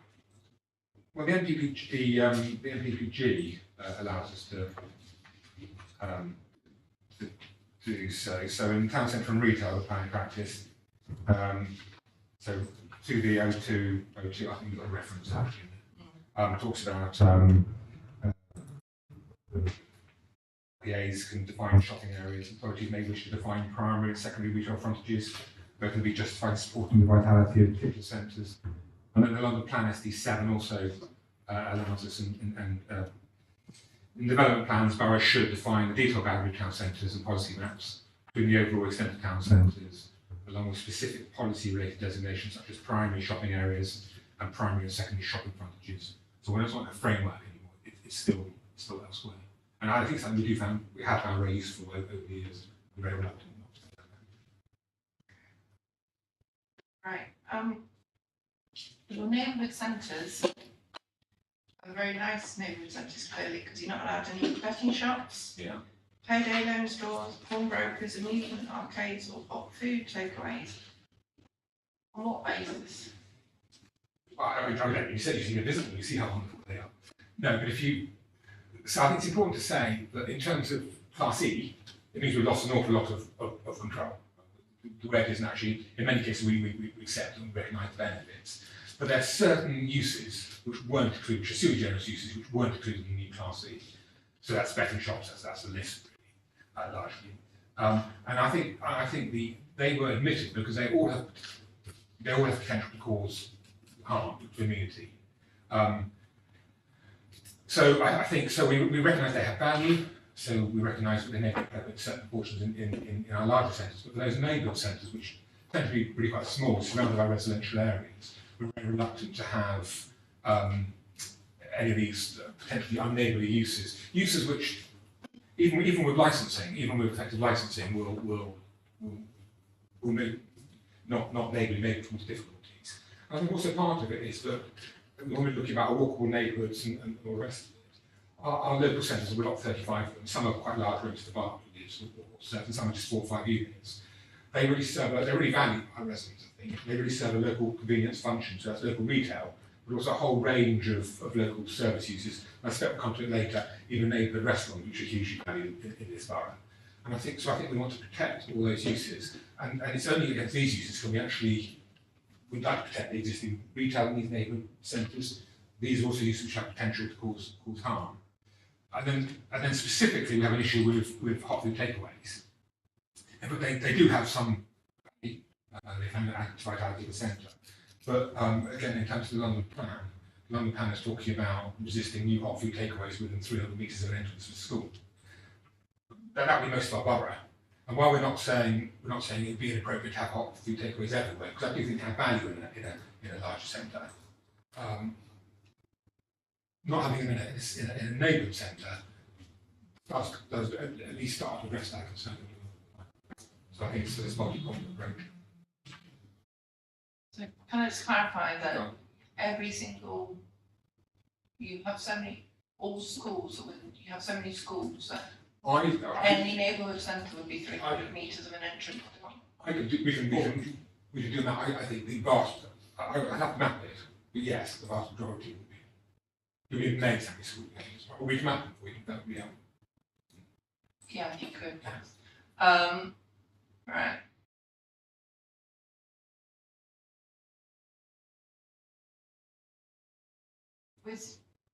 Let's home in on Mr. Buck's neighbourhood centre, which I'm sure is very lovely. It's 50 units, did you say? Did you say it had 50 units? You said it's 90. Sorry? You said it's 90 units. Don't tell us where it lives.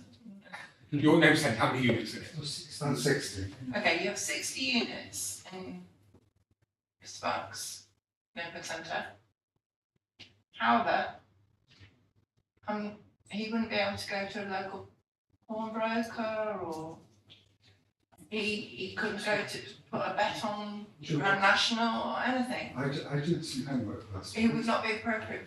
He go to an existing one. Yeah, I was going to say, I think we need to take into account existing uses, which clearly, I think most centres are reasonably well served already. I think what the question is whether we want those uses to proliferate more than the existing ones. I think that's the question, not allowing them. So Ms. Buck, you wish to speak? It could be more targeted. mean, looking at my local setting, which you asked me to, I looked last night, I'll come to that. I looked last night on the distribution of pawnbrokers in this borough. There are probably about 3 or 4, and they're all in district level centres or above. They're not really things that go to local centres, so in that sense, it isn't really an issue. The next one is betting shops. Even they have contracted from local centres into the main high streets. There are a couple of difficult areas.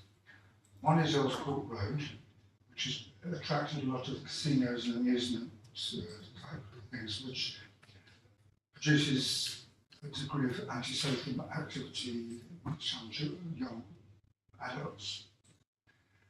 And the other has been Notting Hill Gates, which has had a lot of those kind of strange things, you know, where the machines where it grabs prizes, that kind of really isn't something that we're actively encouraging. And I think even some of those are dying out.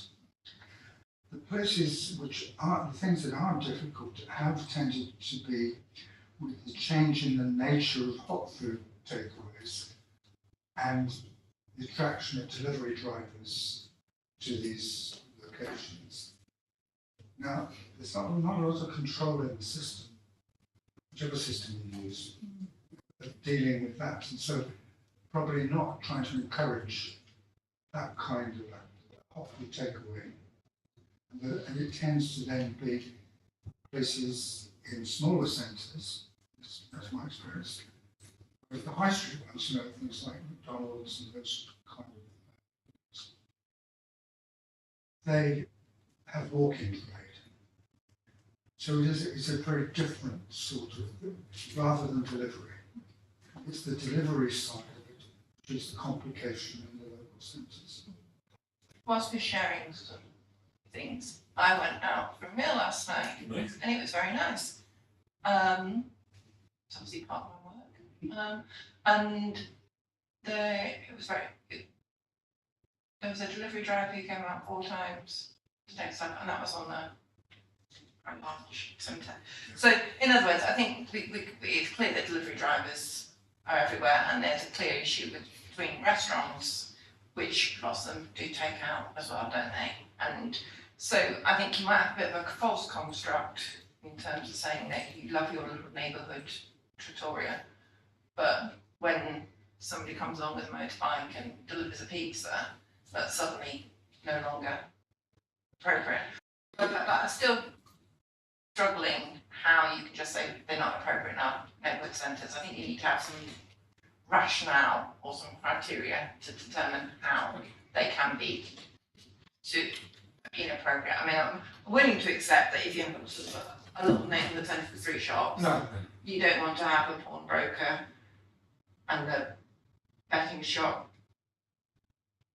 and an amusement arcade, and then you've lost your centre. But in terms of just to say that blanket, they're not appropriate, that max of not being. One approach may be, in terms of our centres, there's a huge, your centre, wherever that might be, is one of the larger centres. A lot of our centres are very small, and I can see it gets very complicated if you start distinguishing between different scales of neighbourhood centre. We want policy to be sort of clear, but I'm sure we can have a look. So, Claire, do you want to? Thank you. I'd like to see as a complement to the restriction on hot food takeaways, which obviously I fully endorse, an opportunity for the council to play shape in terms of moving towards healthy pieces of city in our neighbourhood centres by being able to provide healthy options which currently in not great supply, I would say, across our borough. And obviously one of the solutions for that could be to some local growing opportunities that could provide local restaurants with produce that otherwise would be expensive for them to procure and incur numerous food miles. Can I just back put your book around, is that on purpose? Right, that's all right. Can I just actually finish that? Yes, please. Yeah, I think that might be easiest. In terms of justification of restricting permitted development, right, to the imposition of conditions, this is a bit of a thorny issue. What's your justification given that the government set out changes? Yeah, I mean, I think what we recognise and we embrace and we welcome most of the changes to the E-class, and it makes for vibrant sectors without having to that red tape plus plans. But I think it's there, and I think the concern is that if you had a newly created E-class use, we would want it would be very rare in a town centre with the ground floor to be the key office. And that's where all the other town centre uses, retail, I mean, subject to various amenity issues would be happy with. It's about that, I think, really. It's about resisting dead frontage in town centres. For new developments, for most of the time we can't control it, but when we have new developments. One more thing. You've talked about agents of change in new homes and town centres. So again, you agree that you're going to make it explicit what that actually means. Can I just stop the agents of change? Yes. Well, there is a definition in the glossary. If it's not sufficient, we can amend it. But it's the definition taken from the framework. We can change it. We can dig it up if needed. That's page 275. I think it just needs a bit of clarification. Okay. Before I come back to you, Mr. Buckingham, just wanted to let later on trust coming. Thank you. It was just basically Welcome's position, reiterate Welcome's position on the Class C imposition of specific Class C uses, and just making sure that we're still continuing in the spirit of the government's aim to introduce that policy. And whilst I get your point about the dead frontage on offices, there are obviously offices have lobbies and receptions, and a lot of them now introduce co-working spaces and cafes in there. So there is kind of that may not be so much of an issue kind of in the current market demand. It's one of those ones that I'm just going to have to go away and make it's an in-principle decision, really, rather than anything else. Mr. Bart. Thank you. What's the council listed here with the antisocial sui generis policy uses? It's all in the list in yes, top heading. And so that's why they are sui generis uses. When it came to the distinction that you made between restaurant with some takeaway activity, that is very different from a hot food takeaway where the majority of trade is taken out. Yeah, I mean, I do understand there is a difference, but there's also a bit of a gradation. Yeah. There is a kind of rule of thumb like 35%. Yeah, I mean, you don't have to sort of, I understand, but. So actually, what this is aimed at is that end of the spectrum rather than the one that. And I think the other things may well take care of themselves, but like I say, there are areas where it is a problem, and it's useful to have it as a backstop. So going back to the way from Welcome, there's always other material considerations to go into any decision making, which you don't actually have to write into every policy. I suppose the argument can be made that the government specifically made a change to the use class order so that people don't have to go through the rigmarole of going through other material considerations, and that's the position that the government has put forward. Okay, I'd now like to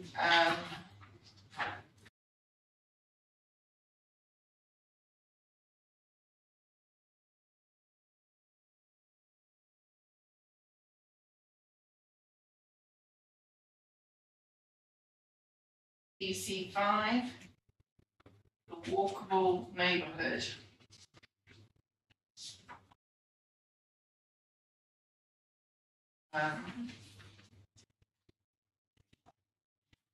Assuming this is all bound, the resist of loss of public houses and other drinking establishments.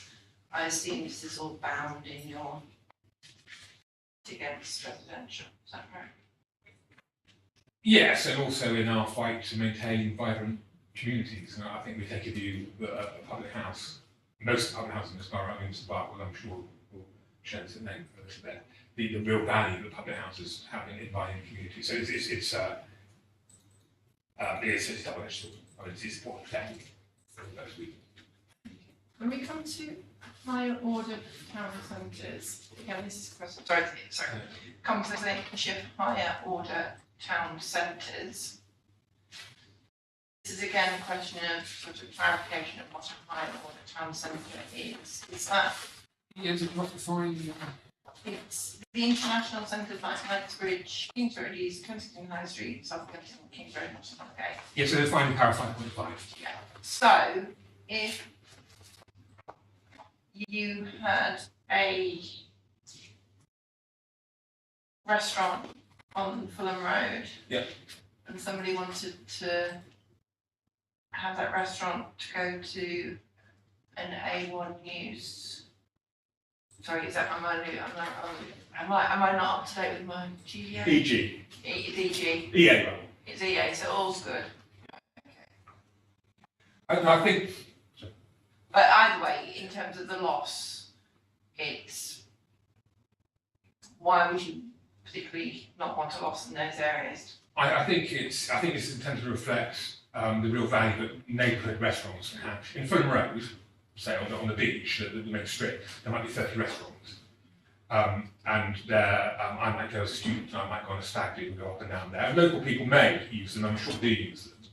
But for these local, there are a lot of really valued, loved local restaurants in neighbourhood centres, and that's what where planning permission is required, but most of the time it won't be required, I suspect. Where they are required, I think we're very reluctant to see them being lost. It's also just worth pointing out, in terms of our Article 4, covers much of our now. So we will, in nearly all cases, be able to resist loss of restaurants to residential in these areas. Again, students will have policy.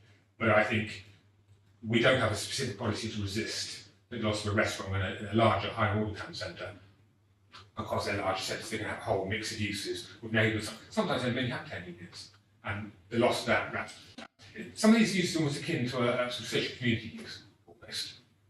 So that's the logic of it. So what's the logic of allowing the loss in a higher centre? You're saying that? Because you could lose that restaurant, but you probably got another 15 we could go to instead.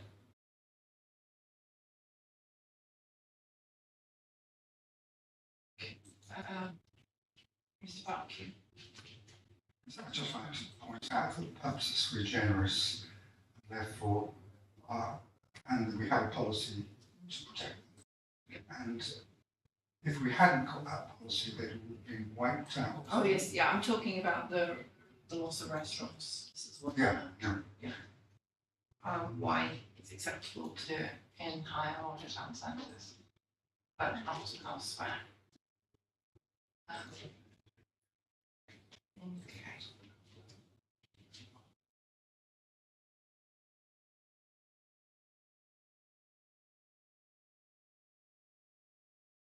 Meeting about. Right, can we now move on to the location of hotels? My question was why should policy TCA be more flexible?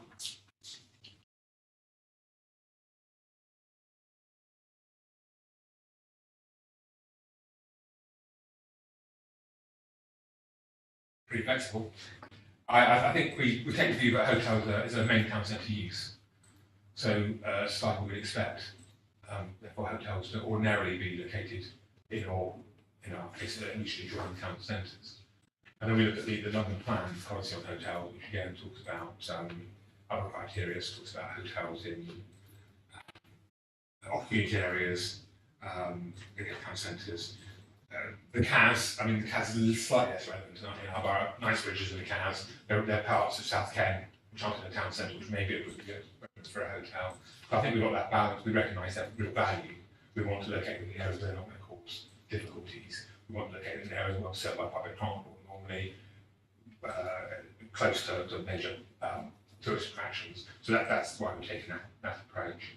And there are many town centre use. Okay, so in terms of, may I answer the question, in terms of the SW5 postcode area, is that sort of, surely that's quite large, isn't it? Yeah, so that's not about the, so that's about, I think, I mean, I've been here a long time, that's one of my first efforts were horrors really. It was that whole issue of poor quality hotels in Earl's and the area. And I think Earl's has changed significantly over the last 20 years, particularly the loss of the exhibition centre. There were a lot of very poor quality hotels, which were really struggling to make ends meet. So by allowing the loss of hotels in SW10, we felt that we were, when they were getting residential, we were allowing that glut of hotels to be reduced without having to go through the whole rigmarole of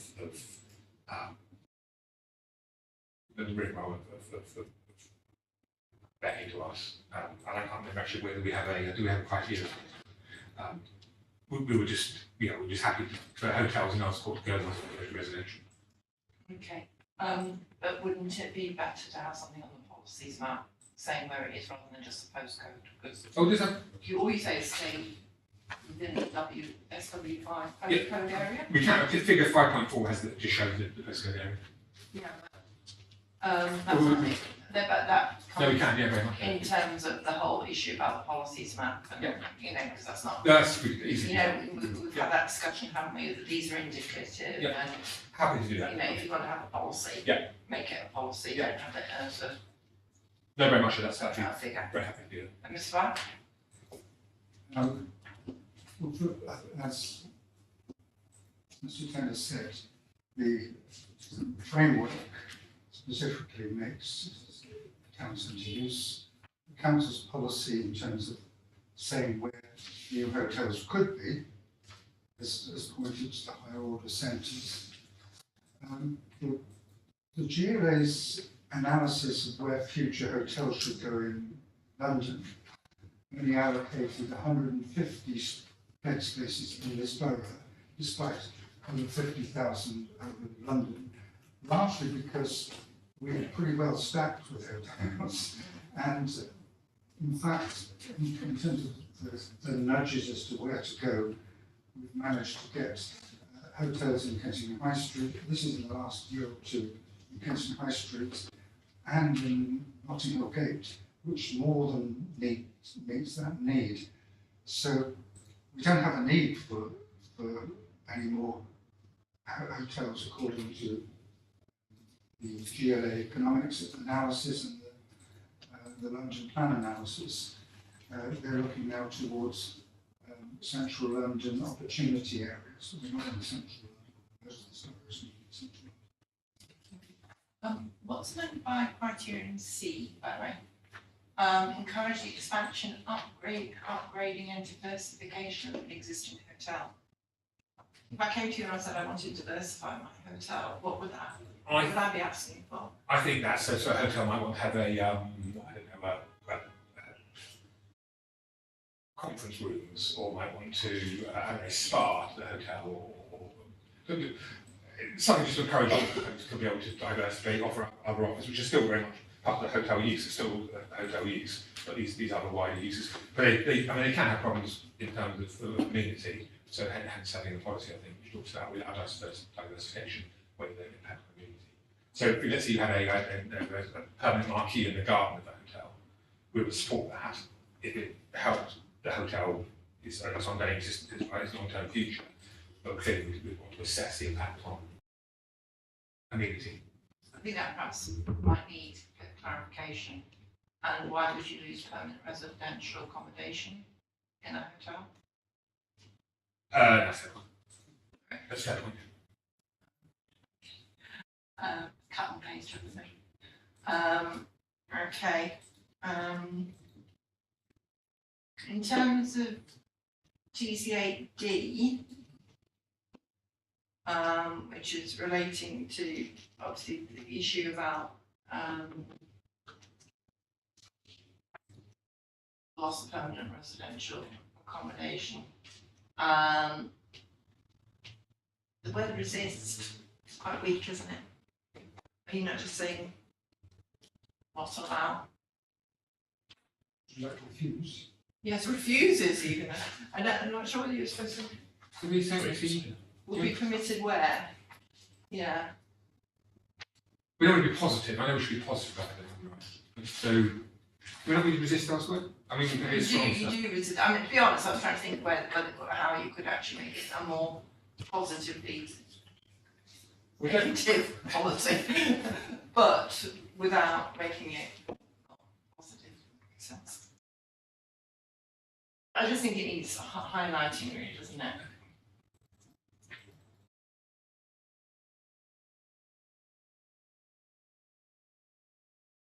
Paul, No, I mean, what happens, you talk about, you know, if you want to be positive, I mean, we're talking about being supportive of when, unless. yeah, So being positive, but being very clear, but we're not actually positive. yeah, exactly. I think that's fair enough. Because, and if I were you, I would, yeah. Crazy to end up improving plans, just check whether it's I apologise for veering off there.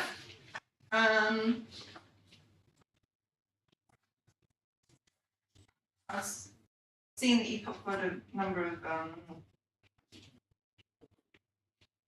proposed main modifications which I can take away. I've got a new one for you as well. All right, okay. Right, what would that be? In paragraph 5.39, which we're referring to frontage policy. And then if the criteria is slipped, it should be criteria F, not criteria E. Okay, I mean that would be additional modifications, that's the typo, isn't it? Yeah. So it's a typo. It's been I referred to, haven't got. we'll just call it, it's referring to a particular. Yeah.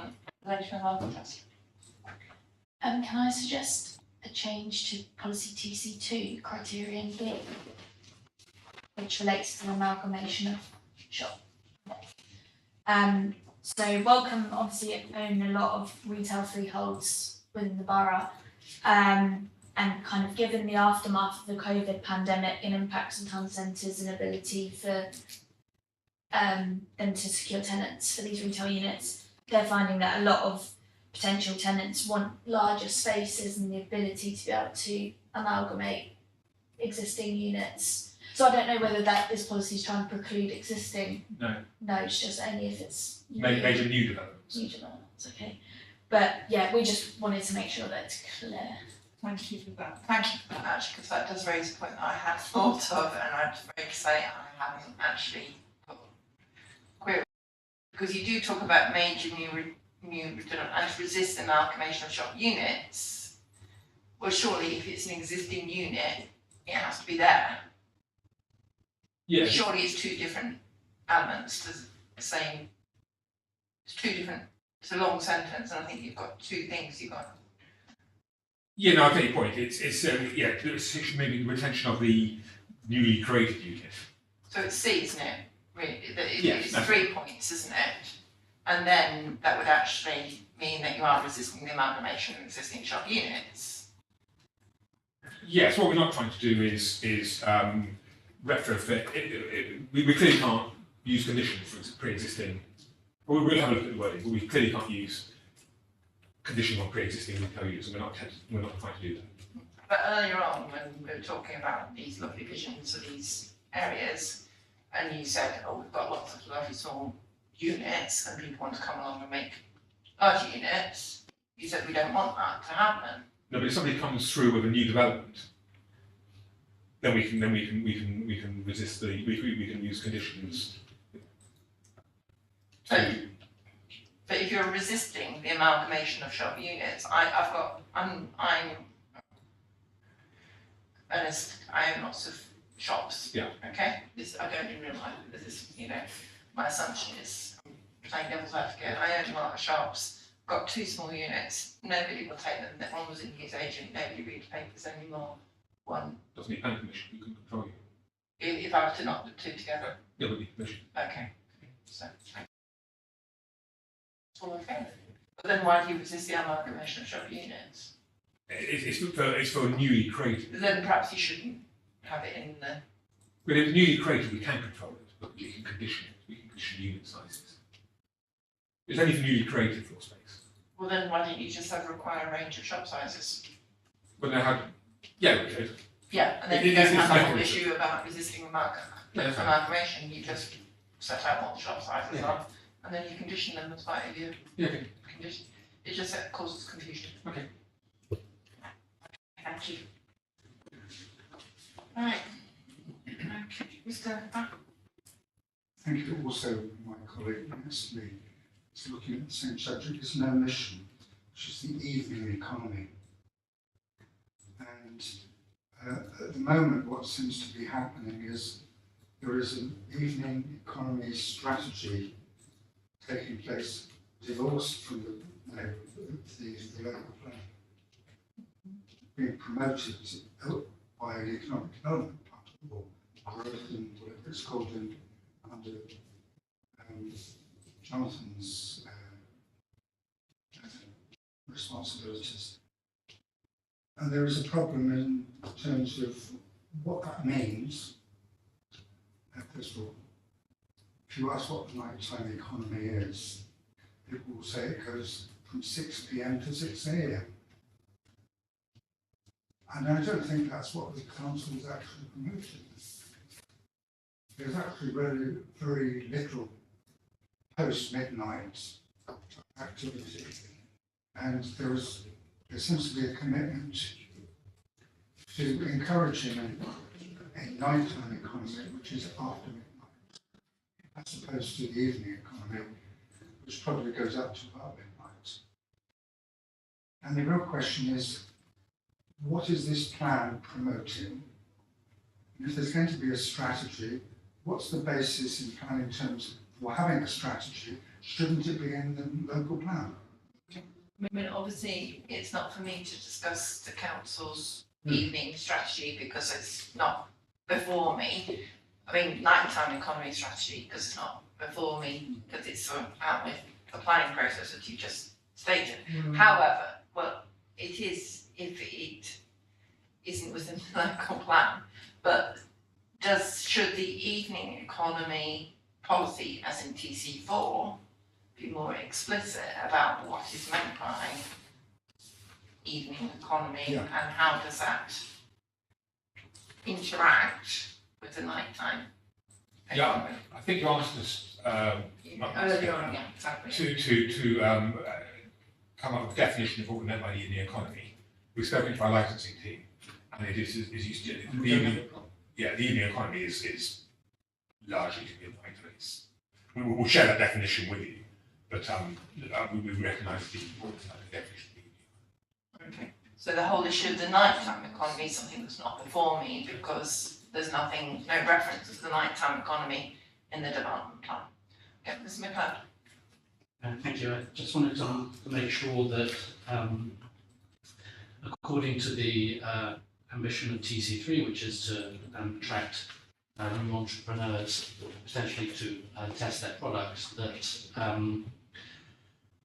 we include that as part of not just the larger town centres and not just the high streets within those town centres, as is currently suggested in Chapter 9, and that we remove reference to high streets and refer only to town centres themselves, which can be a different shape to the shape of a linear high street. This will increase the flexibility for entrepreneurship in our town centres and potentially attract innovation to the smaller town centres as well, not just the large ones. In addition to that, in TC3, I think it would be helpful in terms of articulating the vision to include under examples of community facilities such spaces and uses as laundrettes, libraries, places of worship, post offices, and I'm hoping at some point local food growing spaces. So what paragraph? Sorry. So chapter 9 in the plan, larger town centre development. You'll notice there's a reference to the high Would you street. give us a paragraph, please, the chapters? Sorry. Replace Paragraph 9.53.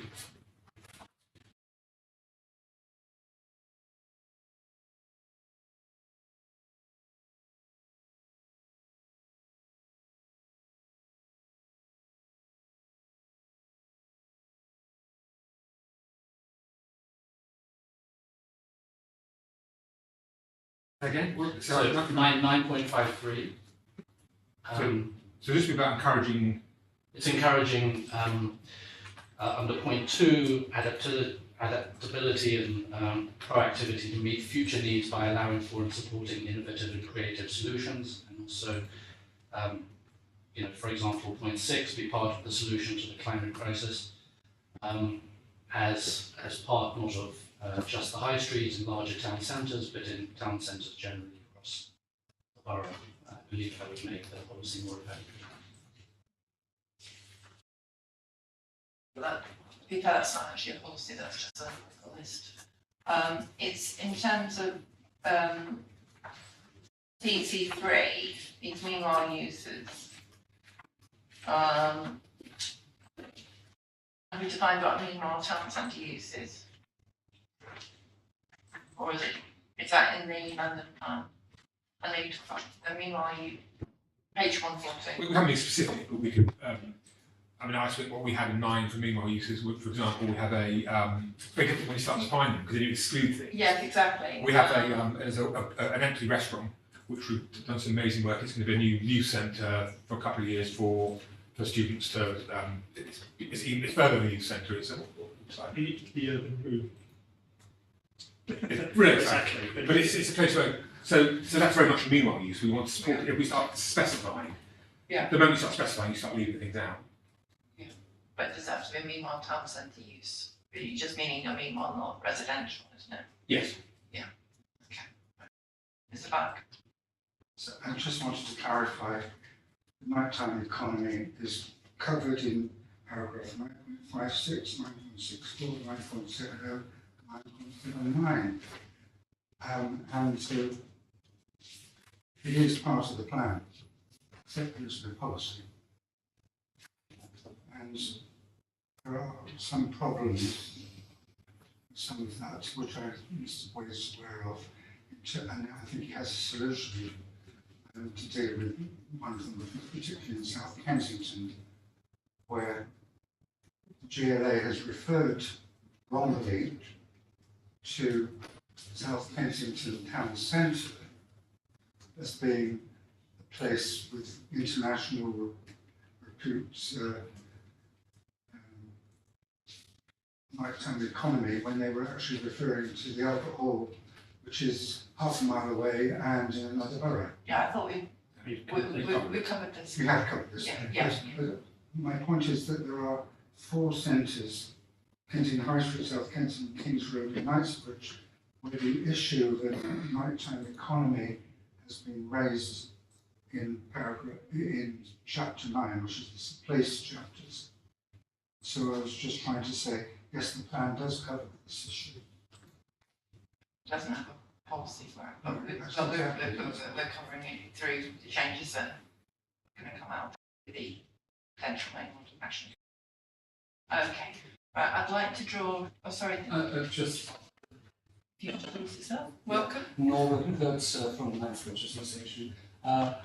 One item or one area of concern where we commented on was TC4, and we felt the under paragraph A2 will not result in a negative impact on the amenity of surrounding residential uses.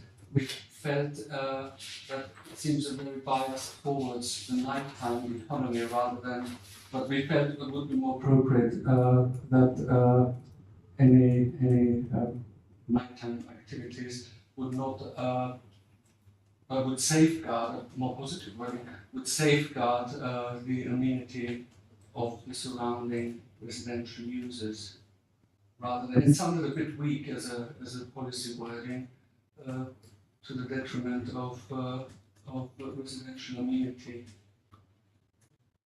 And that was our suggestion, to be a little more precise. Say I'm agnostic on this, but as the council. And also, as it often then happens, whatever happens at planning, quite often when things start to go wrong, the next stop would be licensing. So there was another suggestion that appropriate planning conditions and licensing conditions would be applied to ensure that the nighttime economy doesn't spiral out. I mean, licensing has nothing to do with planning. They couldn't reference licensing, but in terms of the I think we just need to be careful here that we certainly want to safeguard residential amenity. My slight concern, and I'm still not going to die in a ditch over it, but at the same time, we want to be clear that it's the negative aspect. So I don't want to get into a position where we have an argument about what safeguarding residential amenity actually means, because lots of people would have, I suspect, a rather different view of what they regard as safeguarding as others. And I think it's more the loose term than actually using the words that we put in at the moment. That's my concern with it. But I mean, you can always argue that the negative impact. What do people mean by that? It comes down to semantics to a degree. I'm just thinking that I prefer not to use the word. It's negative give it a greater degree of protection. Well, I'd have thought negative would have given it a greater degree of protection, which is presumably where you're coming from. I mean, if I were writing a appeal decision, you quite often talk about the living conditions of, if there's any harm to the living conditions of, that would be your main issue. Yeah. So it's resulting, I mean, I'll take it away. I mean, I think it's easy saying it. I don't think we'll feel strongly, but as I've said, if it can be defined, if you feel it can be defined more than it is, then, we'll give it some thought.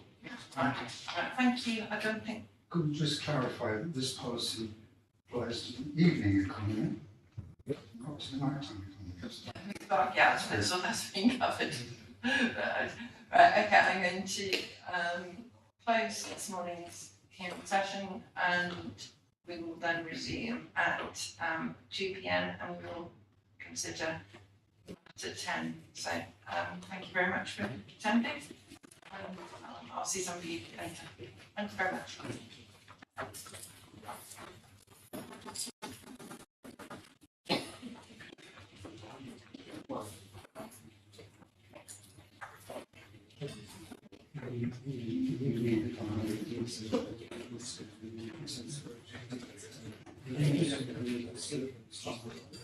That's what I need to define the evening economy of climates. Because if it's still midnight, it was to midnight.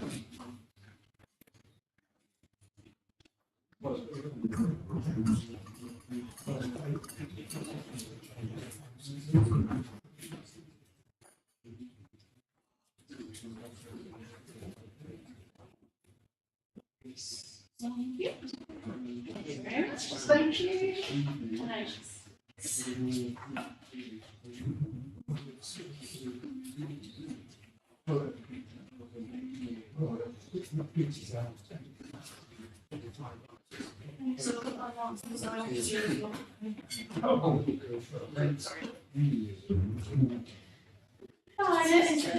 Thank you. Everyone's clearly having a long weekend. You don't We know. Well,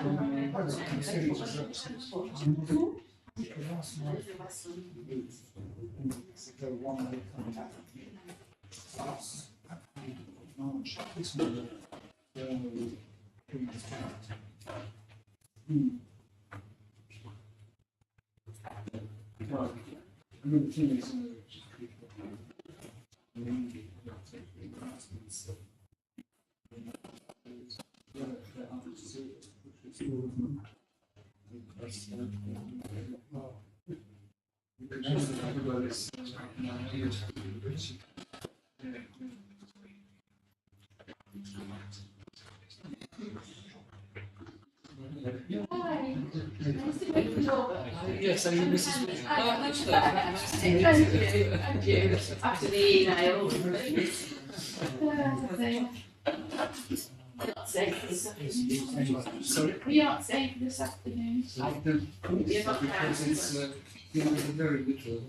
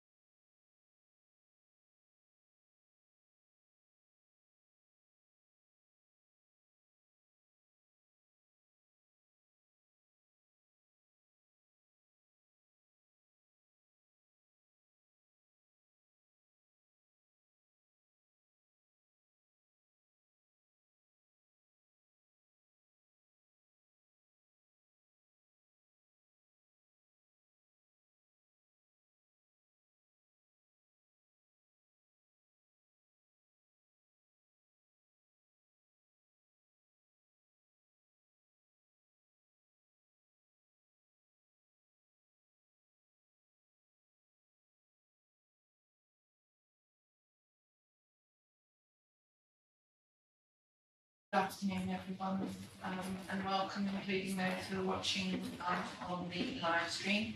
For those who've not met me before, my name is Louise Mercer. I'm a planning inspector appointed by the Secretary of State to examine North Borough of Kensington Chelsea's local plan in relation to soundness. I'll lead this afternoon session relating to viability and infrastructure. We'll be only going up to questions 160 to 168, just to clarify. The way most of you are old hands at this, but some of you are new, so the way it works is that I ask questions loosely based on the questions that are previously circulated, and I then bring people in as and when required. If you wish to speak, can you put your nameplate on its side? And it's incredibly helpful if you put it on its side so that I can actually read what it says as well. Because I'm sure you know who you are, but it helps me know who you are too. Okay, and also can you just introduce yourselves as well? Because some people will know exactly who people are, but others may not. So, okay, thank you very much. So, my first question was in relation to the infrastructure delivery plan, whether it sets out clearly the infrastructure that's required, and how does it relate to the site allocations, and is it clear how the infrastructure will be funded. I've been referred by the council to a number of the table, which sets out, you know, in theory what happens in various headings, and then it cross-references to other documents. I suppose the question is, does this actually, it's a lot of words, but does it actually mean the infrastructure will be delivered? Is the office, perhaps the council can put my mind at rest?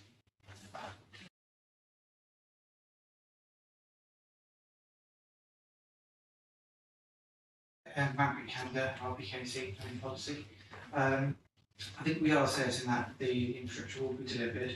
What we've also provided is a appendix to matter 10, which clearly shows the site allocations and the infrastructure items associated with the site allocations, and also the infrastructure policy wording as well, to draw out that link. The infrastructure items have been identified through evidence-based work, so where development infrastructure funding statements are available, those where we have information from exam planning commissions, where we've got information from other council service areas, and from infrastructure providers as well. Okay. Thank you very much. Seems to be quite, I'm being a bit harsh here, but you have quite a lot of references, you know, like cross-referencing to tables, and then you cross-reference, you look at the table, and then it seems to cross-reference to something else. And it's whether there's any certainty the development that the infrastructure will come forward in a timely manner. That's really what my concern would be. How would you ensure that the relevant infrastructure has actually come forward in a timely manner?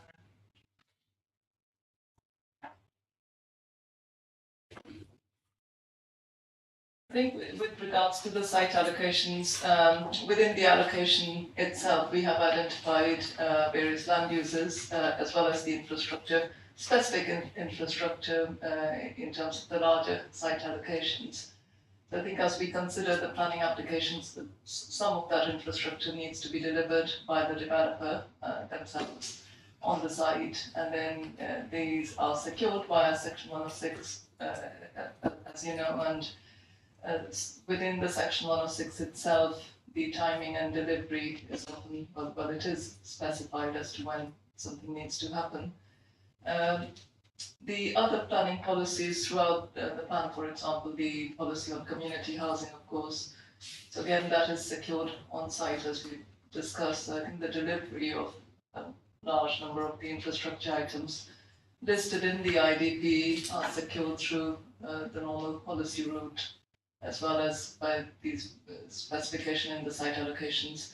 As Mr. Kanda mentioned, quite a number of site allocations already benefit from planning permission, so those have already been secured. And for the 2 opportunity area sites, I think we've been quite detailed within the site allocations as to what's going to be secured.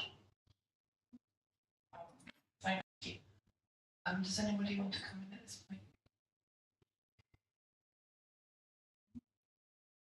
Thank you. In terms of social infrastructure, I mean, you've given me an overview. You said that the way it'd be undertaken would be through 106, etc. Social infrastructure can often be a bit sort of looser, amorphous, really. It's more difficult to actually set out exactly what it is. Is the infrastructure requirement? You've said you've got an up-to-date sports assessment. Is that correct? That's right, yes. Yes, because Sports England really don't have that. And you've referenced a whole load of council strategies. Okay.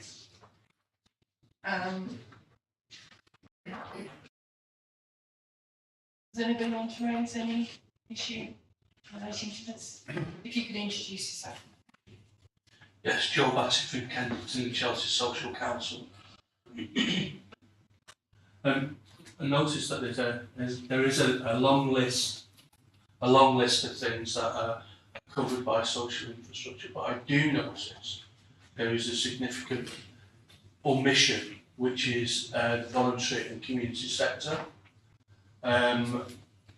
With the significant development specifically in the north of the borough, but it could be in other places happening, there are huge implications for the community when planning decisions are being made, and one thinks of the future of Canal House as a specific issue.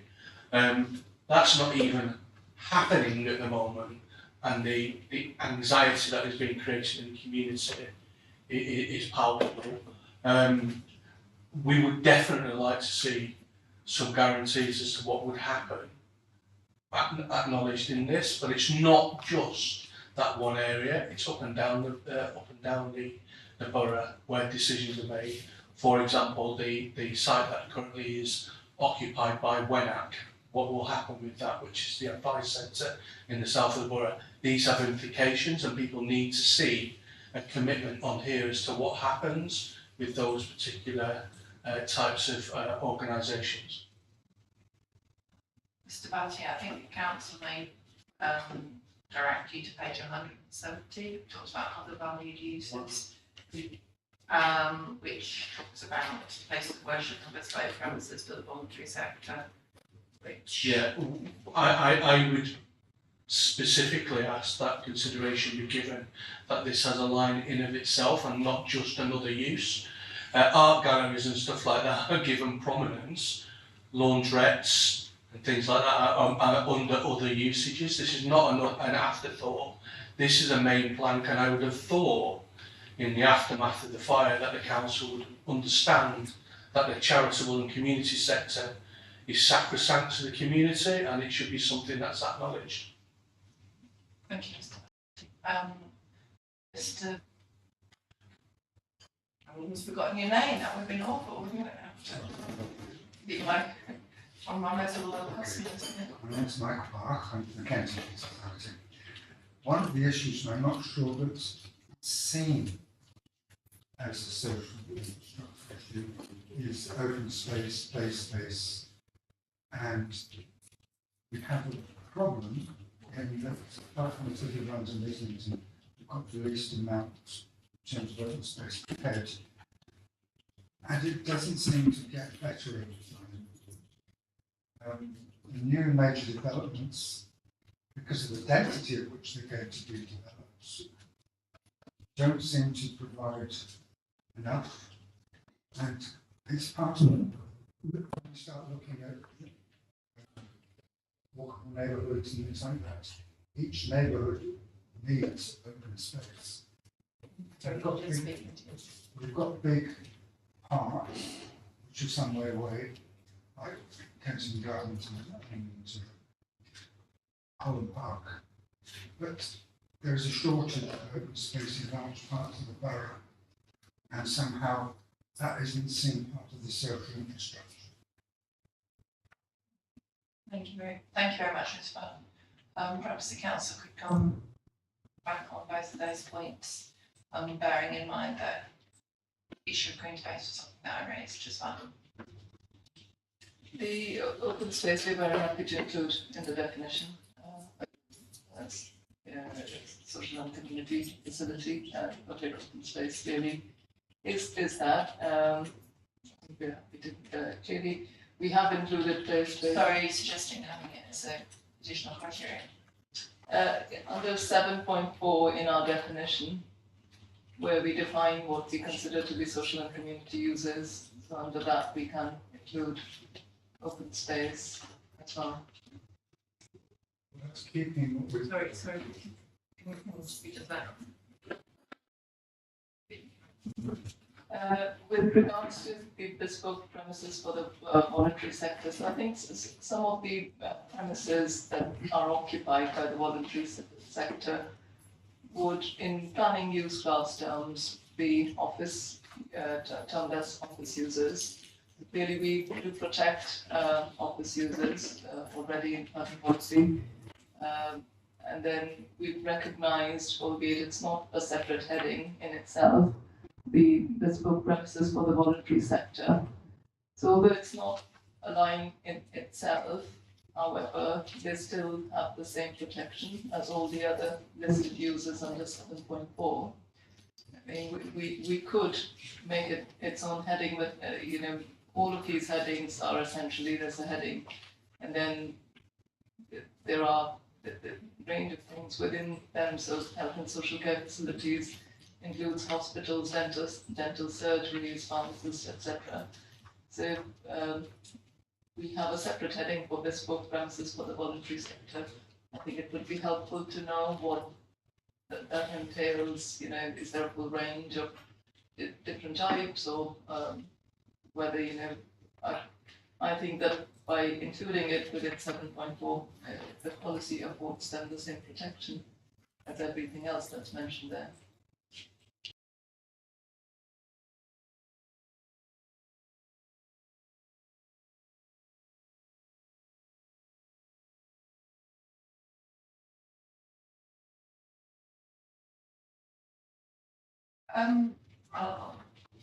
In terms of support the provision, new and social and community uses, I'm not talking so about protection at the minute of existing voluntary sector clients. Where is the hook to say that you'll actually demand things that you support the provision of new? You can support it, but surely you demand it in certain situations. I think the demand for such facilities is within the other policies, so within the site allocations, but also in the community housing policy, for example, we require that an assessment is done of community space for a scheme which is over 100 square meters, for example. But I see your point that in terms of where we would require education space, etc. So I think maybe that is something that we need to go back. Because I'm sure the council supports all these, would love it. The developer would say that's great, that you think it's wonderful that I ought to come forward with some contribution, but you're not suggesting that I'm not going to get permission on that. I do. I mean, I know you talk about your planning obligations in SA1 and things like that, but it just could be a link between the two. Okay, just, Madam Inspector, I just wanted to point out that actually GB16 does deal with parks, gardens and open spaces. Part of that criteria, we do require major developments to make contributions towards improving existing or providing new publicly accessible open space, which is suitable for a range of outdoors activities and users of all ages. So, I mean, we have set that out. Whether we need to go further than that, I guess, is perhaps a bit of a viewpoint. We clearly indicated in policy where we expect contributions to be provided. It's difficult in this borough, I think we all acknowledge that. Trying to create new open space is a challenge. Where we think we can do it, we do. But I think we must acknowledge that in certain parts of the borough that is very difficult. But as I said, I think the policy is tailored to try and provide that where we think we can, or at least if not, provide contributions to improve what's there. But it's a hook, isn't it, or whether this policy is a hook for everything else, and you've got an infrastructure facility policy, which is quite sort of, we like it. Yeah. Okay. I mean, I don't want to characterise it as that, but I have to. So apologies. Mr. Budd. Yes, that was going to point out, which I think we all do, is chapter 7, which is about social infrastructure, is the policy there is very largely about keeping what we've got, and is how, seen as going back to social infrastructure as infrastructure, are we getting enough to fill the gaps that we know we've got? So I agree with Mr. Wade that intention is clear in GB16, but in looking at it overall, are we underprovided, and if so, how do we do it? Is cross-referencing help? I mean, clearly you can't expect a developer to fill the void, but certainly one can, where possible. Mr. Batty wanted to come back, I'm sure. There's two things. Firstly, on the issue of, there's two things. Firstly, on the issue of parks and gardens, when new developments are made, that private developments, can we have something that says that any parks and gardens that are built within those new properties is available for public use? Because public land is made available to those new developments for parks and gardens. So a reciprocal arrangement should be done. Otherwise we'll end up with private gardens walled off that the community can't use. And yet the community spaces are still open to those private developments. And back to the issue, back to the issue of the community groups and charities within the borough.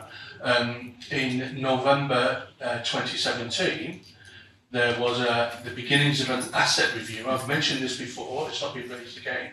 An asset review on charities and on CICs and community hubs that was undertaken by Dion Buckman with the deputy leader, Kim Taylor-Smith, that was supposed to guarantee assets within the borough. There is no policy being drawn up on this, and it's been parked. If that had been done, we would have had something that was in the policies and procedures that you could point to say that the charitable and voluntary sector had been given a status that was inviolable. If you could come back on that. I mean, it may be, you might have to just reiterate what you said previously, but if you could just address that specific issue. I think that was a piece of work, I think that was led by the community engagement team, if I recall correctly. It was more of an audit, I believe, of the facilities available in the borough. But in terms of formulating the policy that we have in the plans, in planning terms, what we are introducing is protection for existing social community users, of which the bespoke voluntary sector premises are one of those which are clearly within the definition. So they have policy protection in terms of being lost. And then we support new social and community facilities in the borough. So in terms of policy formulation, I don't think it have obtained society comments. Thank you very much. Ms Amlak? Sorry, hi Suzanne Lack, local resident. I don't have a mic because I'd only made a comment not in the last round. It was just on the assets, asset of community interest, or community assets in the register. Has that been dealt with? We're not talking about asset community register. I mean, I think it's got to be clear, we're not talking about asset community register, we're talking about protection of social infrastructure and facilities. Yeah, Carry on. Under that heading, I did actually comment on the list of assets. I know Joe Batty just mentioned the assets of community organisations, but there was also these assets of community value, which is something that's come up. So I'm not sure where it would be mentioned because there doesn't seem to be a register of it. It was started in 2016, and the process sort of, I suppose, it got halted by Grenfell. And this is one of the things that has been continuing plaguing, particularly in the north of the borough, the fact that there are assets such as the North Kensington Library. There are other things that, I suppose, Canal Side House actually for us is an asset of community interest and of community value, sorry, to use the correct language. And so that was the one thing I commented on in this section, was where is this register and where's the commitment in the policy to have such a thing, because it's slipped away basically. On to council. Outside that. I think Ms Amlak is possibly, stand to be corrected, but possibly talking about the same piece of work that Mr Batty talked about, so. Yeah, so it's, I think that I'm really trying to ask you to say that an asset of community value isn't something to go in the local plan. Asset of community value is like a legal protection or something, but it's out with the actual local plan. That's correct, right? It is. And just to be clear, we haven't halted anything. I mean, if someone wants to designate a premises as an asset of community value, why didn't they go through the process of doing that? Then we would have to consider it. So it doesn't intersect with the fact that this is social infrastructure. There's no need in any of the policies to make mention of the fact that these assets will be recognised and they are actually within the remit of social infrastructure, because they are part of the social infrastructure, particularly in the north. I'm just wondering why they don't. Because they have got legal status. Okay. They would be covered, as Mr. Badley don't want to go about this too long. They would be covered as on the second page, 170, where there's a whole list of particular uses, including uses for community, other valued use. I mean, I think it might be helpful perhaps in terms of other valued use, if we could have a specific bullet point referencing bespoke premises for the voluntary sector, well, not even bespoke premises for the voluntary sector, it's voluntary sector premises. That's what you're really talking about. Just take the mistake off. Sorry? Just remove the word bespoke. Yes, exactly. And if you had a separate bullet point, then it'd be explicit. And then the ACSV is a slightly different point, but it's obviously related, but it's a question of, and we were talking prior to you coming about making this policy a little bit stronger as well. Can I just really double underline this? The reason why it's important is Canal Side House will go, and there's not going to be a replacement for up to 7 years, and those charities that are in that building, which is a social asset, are going to be at best peripatetic, and at worst will disappear because they can't afford the other market rents that are available. Promises were tacitly made as to where that might be, and then immediately removed, the Canaletto building.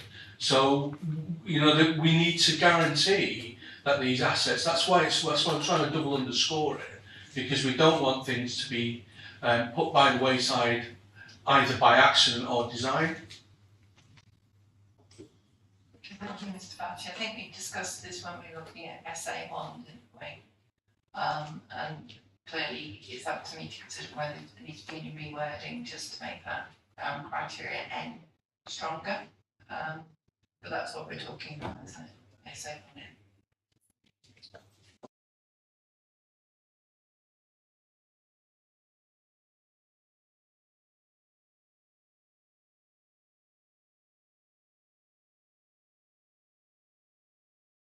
I don't think I've got any more questions relating to questions 160 to 163. Move on to issue 2, which relates to general conformity with the London plan in terms of transport. Specifically, whether policies T1 to T4 are effective. In other words, will they actually do what they claim they'll do?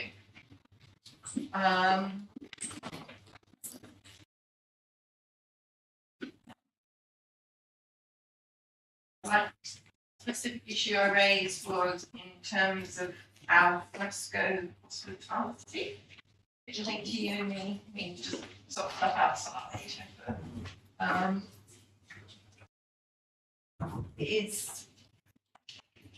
so has the amenity or is it Kensington Association would have referenced the living conditions of people being suited appropriately protected in policy T3?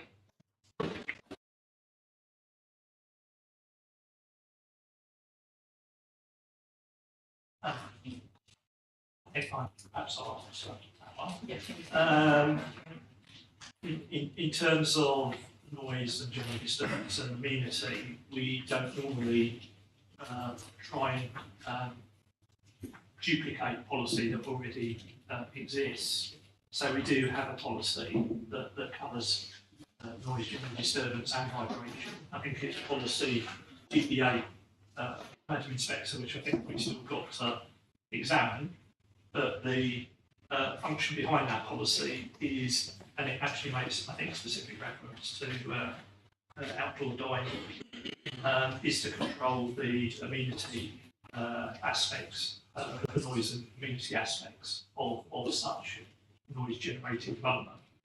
And we have a policy that's quite generic on that, because clearly we want to, if we don't want to get to a point where we're having to stipulate it in everything that comes forward, otherwise it would defeat the policy. So anyway, coming back to the question, I think that is safeguarded under a different policy.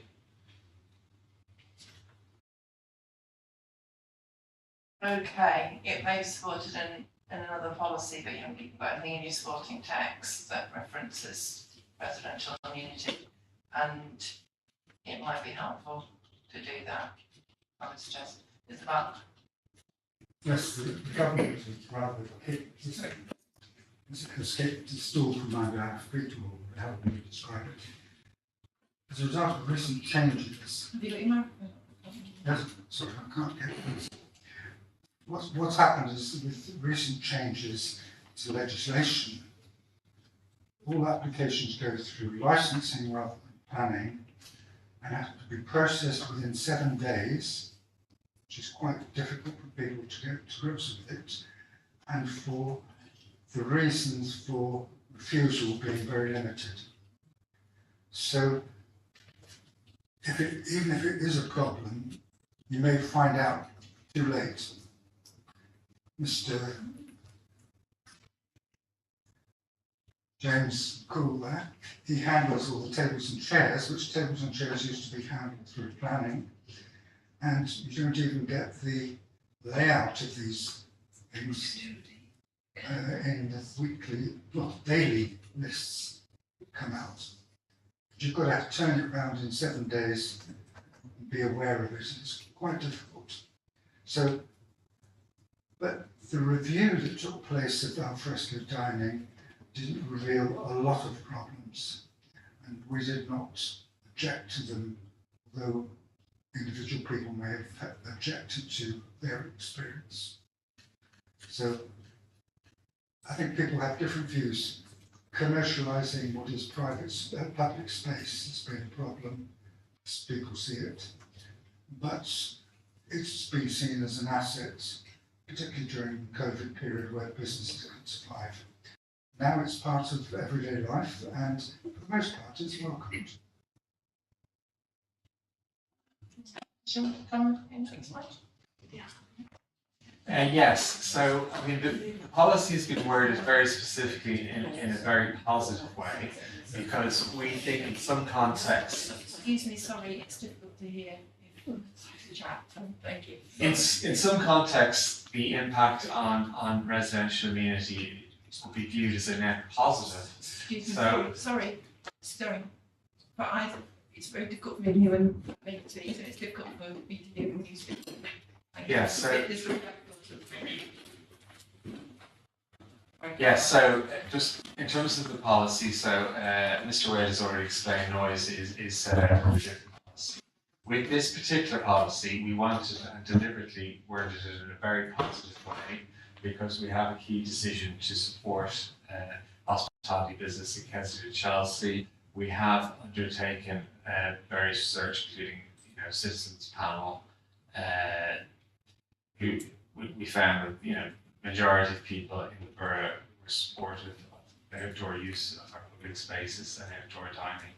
And that is why the policy is worded as it is, which is very much positive. We're not of the view that having a cafe at the end of your street is necessarily potentially a bad thing for your community. It would be a positive thing. So sometimes, when we see the words protect residential community, it has negative connotations. We think it shouldn't necessarily be loaded in any way, like that. What we do require is that it be proportionate to the in scale to the setting. So, if it is the end of a residential street, any terrace would want to be, modest in scale and reflective of the context in which it is situated. And obviously, this is the spatial plan for our borough. Obviously, most things that we'll be considering, most applications of the Town Planning Act, obviously, statutory duty to have regard to this plan. The applications that Mr. Bach was referring to are made under the Business and Planning Act 2020, and that sets out considerations that we can take into account in those applications. But certainly, the council is expected to take into account, any representations received and other material considerations, such as our spatial plan. So we will be applying that policy, throughout our strategy functions. I'm aware of we roll back to June when there were concerns raised by Kensington Association and the Onslow Resident Association, maybe, about the impact on residential areas, and I'm just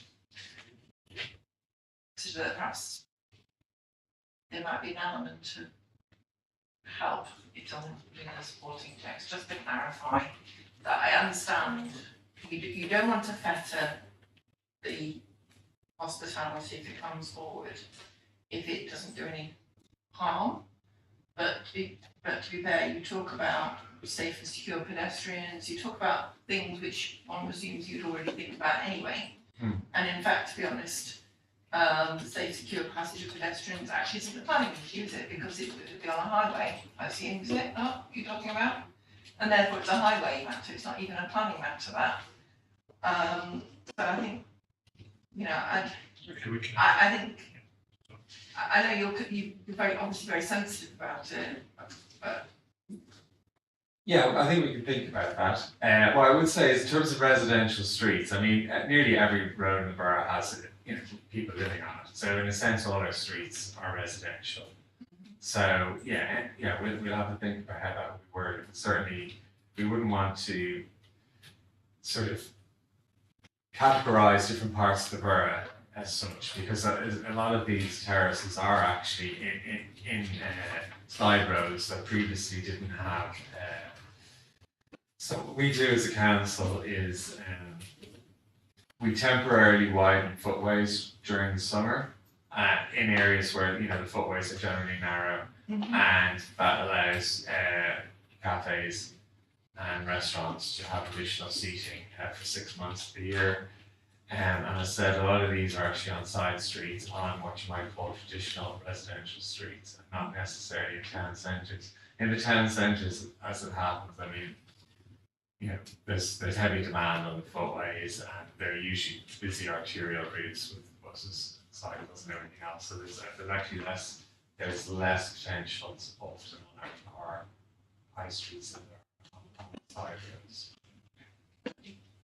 You'd like to speak? Yes, thank you. I'm Sophia Lambert. I'm a trustee of the Kensington Society. In fact, since the licensing people issued guidance on such things as the visual appearance of the terraces and so forth, we've had very few complaints about this, and I don't think there's a real problem. The chief problem is that the planners have a hand tied behind their back, because probably about 90% of the applications are under the tables and chairs licensing, which applies to all applications for terraces, etc., which during the summer months. So it's only somebody who's applying for something in the winter months who comes even anywhere near the planners. This is the result of the government's COVID legislation, which was fine in the days of COVID, but is now out of date. It's just a comment, but I think this is fine. It's just that it's not terribly relevant in the vast majority of cases. Okay, thank you very much, Mr. Okay. Can I now move on to my bugbear about putting supplementary planning documents in policies, but you've accepted that you don't have an amount, so I don't have to go on about that. You're talking about offsite contributions towards public art in policy T4. Is that consistent with paragraph 57 of the framework? I think, as explained in our hearing statement, it's not just about public art, it's about the council's culture plan, which we think is in line with the NPPF, because I think culture is something which is inherent in our vision itself. That's part of the plan, and that's quite important to the vitality and vibrancy of the borough. I think it is reasonable for us to be asking for contributions just to support that. I think it's well explained in our hearing statement. Why So it's directly related and reasonable and necessary. Well, there would be additional population generated by the developments where there would be an expectation, there would be that need to support cultural events, facilities in the borough. So yeah, yes, it would be in many instances. Thank you, Mr. Watley.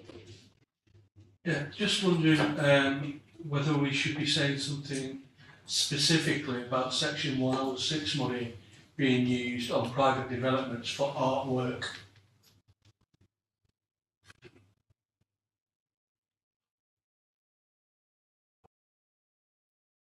I think the council's done it vaguely. I think the council knows what I'm talking about. There is a major. Well, I don't, and I'm afraid with it's not a 200 private conversation. Well, I between you and the can council. quote the article if you'd like me to from earlier this year, where £226,000 is spent on a Sir Edward Palazzi sculpture on a development in the borough, and it was Section 106 money that was put towards it. I would hope that that wouldn't be done again, but it has been. Mr. Watt? I think I must declare an interest here. I launched a statute last week. It was paid for Section 106 payments by the developer. It wasn't council money. And this is, for us, it's payback. We had to live with 5 years of building work And what we've got back is a statute. And it's not your money, it's not the council's money. Mr. Batty. It is ring-fenced specifically for that purpose, and it is agreed by the developer. And Okay, I'll go. Thank you. Can I now look at the, Mr. Batty, you've got your right, the transport policies.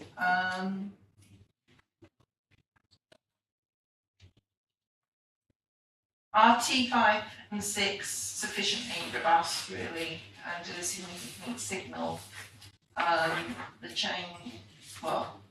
continued journey to reduce reliance on the car? Perhaps later from the Transport for London. Thank you. Josephine Voss, Transport for London. I just want to say a couple of things, really. I think it's worth mentioning that to enable cycling in the borough, it's more about a comprehensive and safe network of cycle lanes rather than... Oh, can I stop you? Yeah. I'm not doing 164 yet. I'm doing just whether, if you know, car-free development and things like that. Oh yeah, I mean, we're content with the references to abiding by the London Plan parking standards.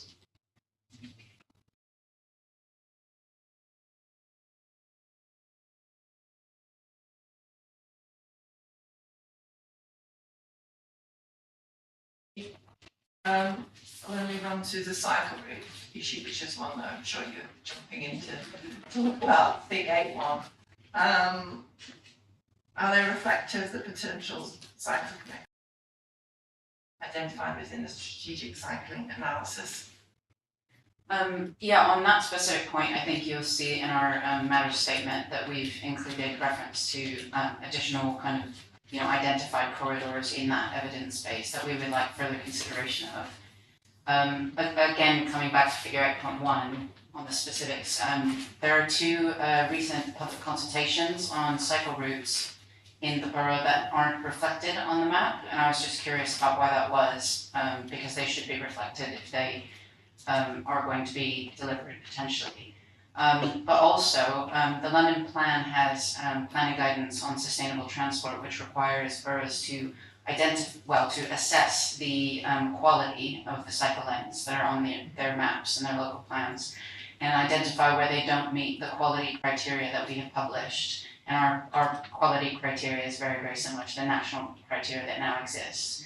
And quite a few historic and existing cycle lanes are being claimed by boroughs that do not meet the quality criteria that means that they can be included on a London-wide cycle network map. So that is set out in the LPG that assessment needs to be done. And I think that realistically, a lot of boroughs are going to find that there are requirements to upgrade most of the existing lanes, as well as developing things to make their networks as comprehensive and safe as is required by policy.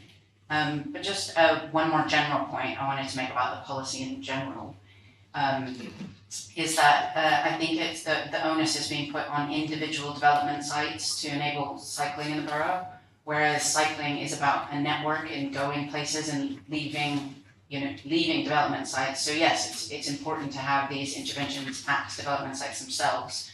But what's really needed, and again, this is set out in the London Plan LPG, is for local plans to identify kind of the criteria, the safe routes that will be there. And I think that there's a lot more room for text in addition to the map that sets out that there will be safe routes at all times of day and night, that the boroughs will work with the transport operator as well as surrounding boroughs to connect into their networks at the borough boundary, and also setting out kind of how they're going to deliver a safe and attractive local as well as strategic network. Thank you very much. If the council could come back on that, and bear in mind obviously that you're not meant to be duplicating policies and the London Plan, but you've been referring to London Plan guidance, so you might see LPG is not liquid petroleum gas. Yes, sorry, the the London Plan Guidance on Sustainable Transport, it sets out what local plans should be doing to, to commit in quality and policy terms to deliver a cycle network in a local way, and one that connects to their surroundings as well, because cycling is, going back to the network effect thing, it's a strategic, not a local matter, really. Okay, thank you. Okay, so the strategic analysis has shown that most movement across the borough is east-west. Sorry, can you just first of all answer the simple question about why it's not on the plan? Why it's on the plan? So when we prepared this plan that went out to public consultation, we had yet to develop our proposals for the Fulham Road and Kensington High Street. In the last 2 months, we have consulted on cycle facilities, including cycle lanes, on those two corridors. Those corridors significantly cross the borough east to west, and there are 2 of the 4 borough roads that cross the borough in an east-west direction. There's also 2 TfL roads that do the same. The council is yet to make a decision. I mean, the consultation only closed a couple of weeks ago, so the council is yet to make a decision on whether to proceed with those based on the consultation responses we've received. However, if the council does decide to proceed with them, well then I agree it would be appropriate for those corridors to be included in figure 8.1.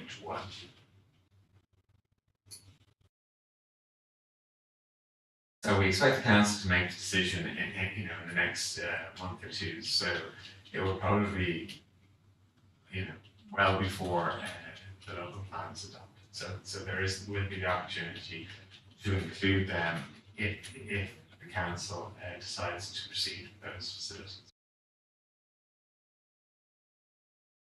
So when we prepared this plan, we used all available information that was available at the time that we consulted these draft documents. Obviously, all cycle routes need to be subject to local consultation. So we certainly didn't want to include routes and things before our residents got an opportunity to comment. Wouldn't that be well, the local plan is obviously sort of, yes, I suppose, but this local plan it's not sufficient to designate specific routes. I don't think we would still have to consult locally because we have to change traffic orders, etc. That's a separate. I know it's a separate issue, but in terms of setting up hierarchy. Yes, well, yes. So, as I said, by the time the plan is adopted, there may well be the opportunity to include additional lines in this map. Can I just clarify, are you suggesting that all the pink lines that say potential future routes have all been consulted on already? No, they haven't been consulted on already. No. So obviously the obvious question is why are they on but not on? Well, when we submitted this document or we put it out to consultation, we had no developed ideas for consulting on the Fulham Road or Kensington High Street corridors. We've since developed proposals which we've put out to consultation. So the pink lines are sort of had been developed and when we were working with TfL sort of on the Central London Cycle Grid about 8 or 9 years ago, these routes were considered. So in a sense, we do have things, I suppose, initial designs for these corridors, so we thought it'd be useful to include. This might be one of those moments when I asked you to go away and talk to each other with them. Were you content with me taking that approach? Because it seems as if there's a little bit of things aren't necessarily adding up. But on the other hand, I'm sure there's technical issues that perhaps can be resolved outside of the. Are you? Yeah, very happy to do that. Yeah. That would be great. Thank you. Okay,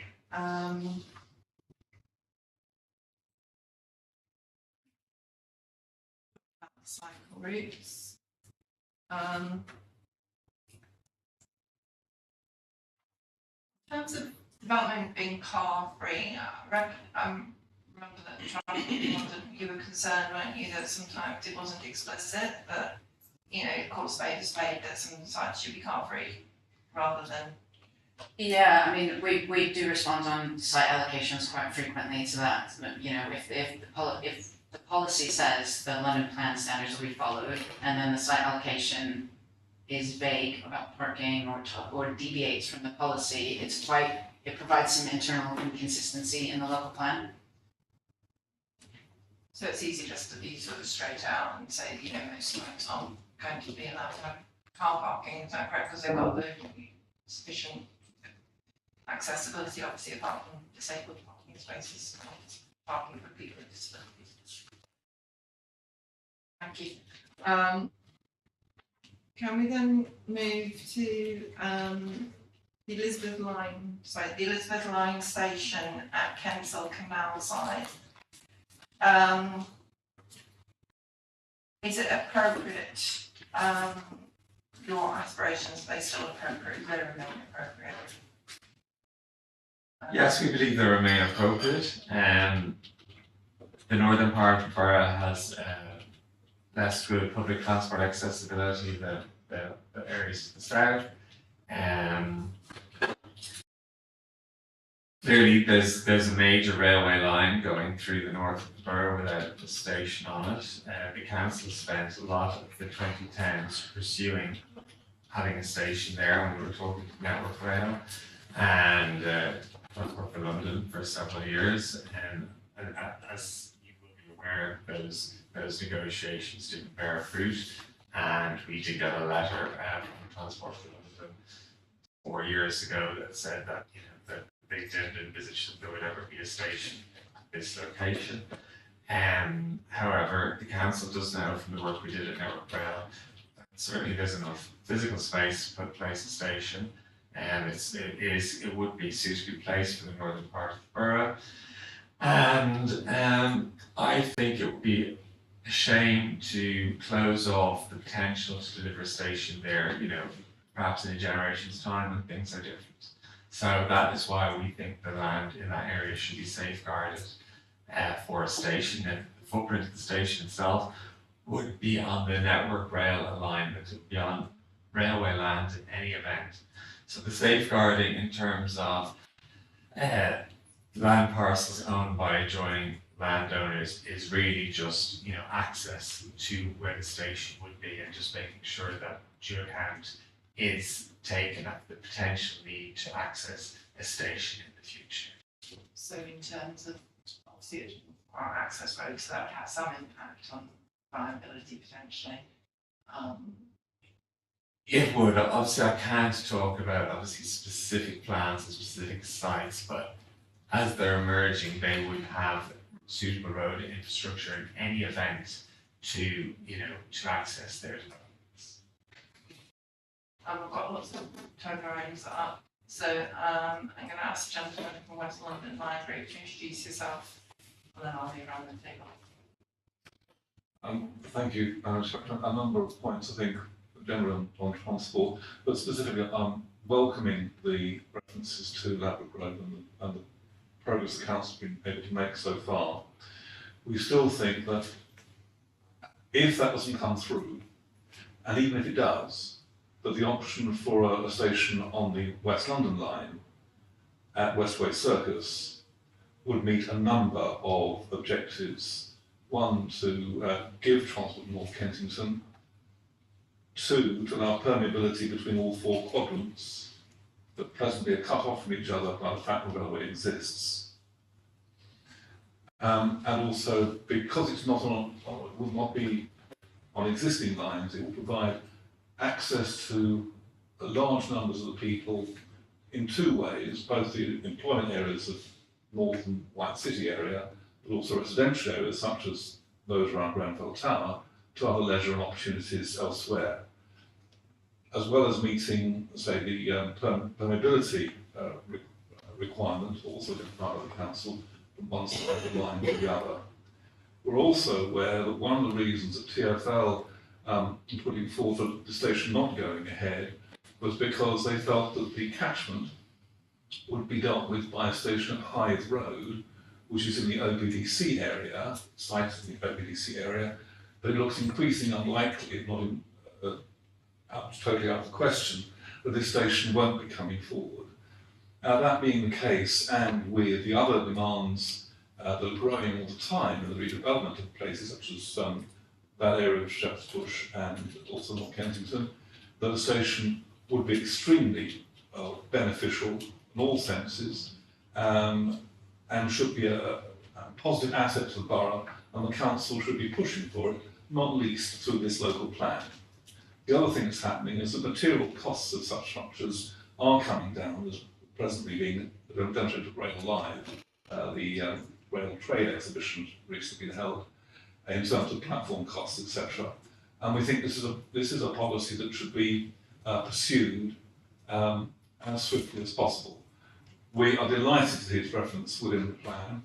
I personally delighted to see that the name I suggested is actually mentioned in the plan, Westway Circus, and we'd like to pursue this. And this goes, if I may just take it one stage further, the overall, what seems to be lacking in the plan is an overall recognition of the largest regeneration site in northwestern Europe at Old Oak Common and Park Royal, and how that is supposed to be producing mutual benefits in employment and residential facilities on both sides of the boundary, and especially in practical terms, in terms of transport.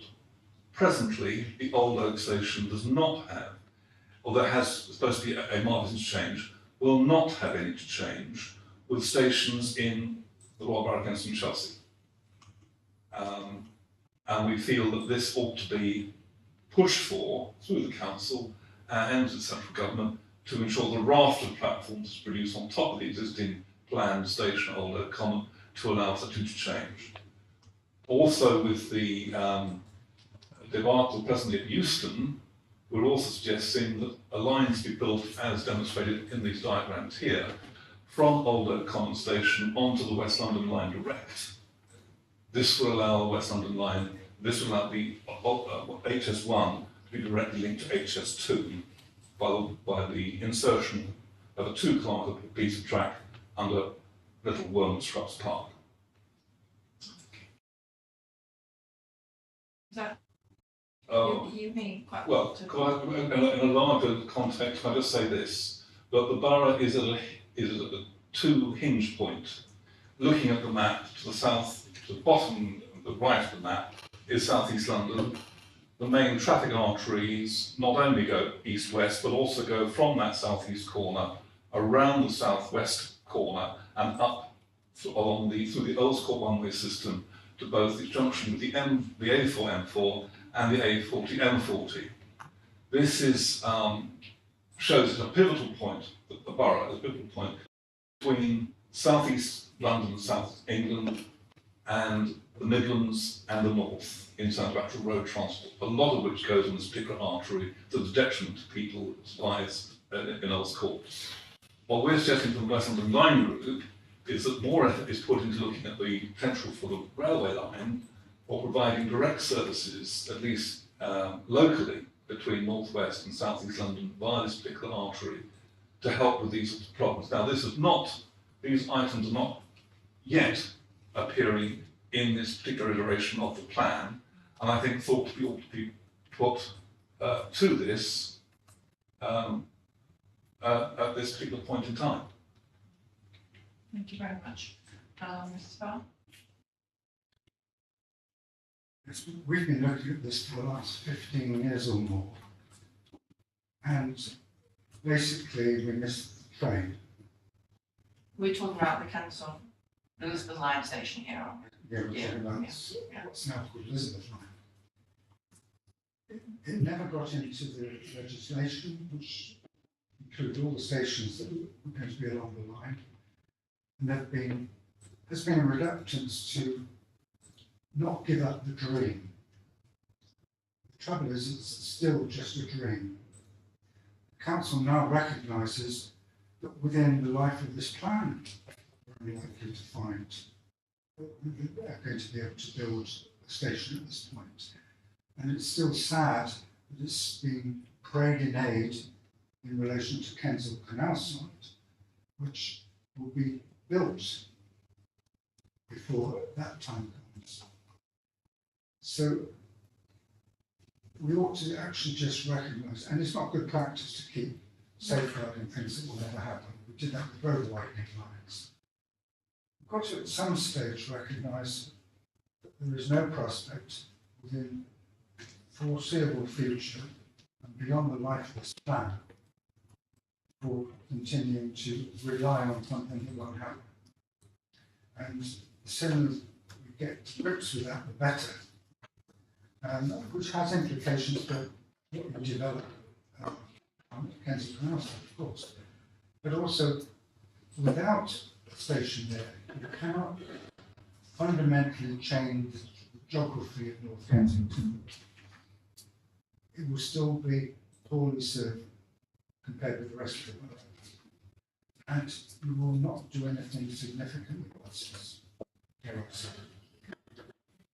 I don't want to go over the discussion we had at the first event we did, SA on accessibility. I never know which one is which, where we had, where the TfL saw blind that buses do the job.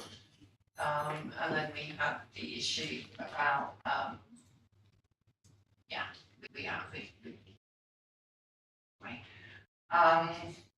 but the question of safeguarding something in perpetuity, Mr. Bach is correct that you normally only do it if there's a reasonable prospect that something's going to come forward. Is there a reasonable prospect? I think that's a little bit difficult one to answer. If you'd asked me that question at various times, there have been times when there was no reasonable prospect and then suddenly things changed and changed very quickly. And then we went through a period when there was a reasonable prospect and we were actually given the, excuse the pun, a green light to develop our plans, and we wouldn't have gone to RIC 1 and spent a lot of money if we'd been told that it was an absolute no-hoper, and we were led to believe that that would happen. I think, in fairness, it got knocked on the head more because of other reasons with regard to Crossrail and Elizabeth Line timetables, and this was just another headache for that would have to try to be planned in. I think, given the history of it, that there could be a change of heart. I don't think it is completely knocked on the head. I think with the change in government or the mayor, or it could actually revive. So I think it would be a pity at this stage, and certainly it's fully supported by our members, that there could be a prospect that it could happen. Now, when that would be, I'll be honest, I don't know. But looking at the history of it, as I've said, we did get quite a long way along the line of getting to the station. I'll try and avoid the puns. What's the other in your head? But right, okay.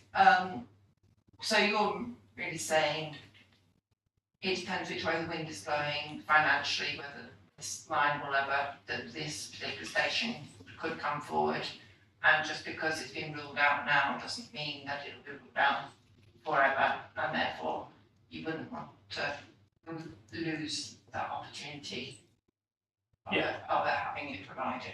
Okay, thank you. Before you come in, Mr. Patty, and before you come in, sir, I'd just like Lady from Transport Forum. Yes, thank you.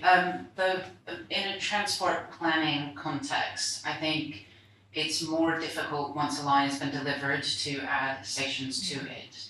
Because what's happened now is you've embedded an expectation of journey time from, for example, Heathrow to Canary Wharf, or Heathrow to Stratford. where there are very strong economic reasons to keep that journey time as low as possible. And it is advertised globally as the amount of time it takes to get to Canary Wharf from Heathrow now, etc. So any case making to establish a new station, and this isn't a case of old stations, lots and lots of local plans want to reopen former stations that have been closed. You have to overcome the assessment of the journey time cost benefit, and that carries so much weight financially that it's practically impossible unless you have a very, very good case. Where, for example, if you had a completely different planning approach and you were going to build loads and loads of skyscrapers, then you can justify those things because that economic impact can outweigh the journey time cost benefit. But to serve a primarily residential area or an area of medium population and employment growth, it would be almost impossible to line the length of the Elizabeth line, I think. There is no argument there are arguments being put, but from Transport for London's point of view and from the council's point of view, clearly they're happy to move forward with a site allocation without the line, without the station making that site excess. They think that without the station it's possible to develop Kensal Rise. Therefore it's a nice to have rather than a things can't happen without. Yes, that's correct. Right, okay. Mr. Batty. Yeah, according to Emma Code, she was told emphatically there will not be a station. Sorry.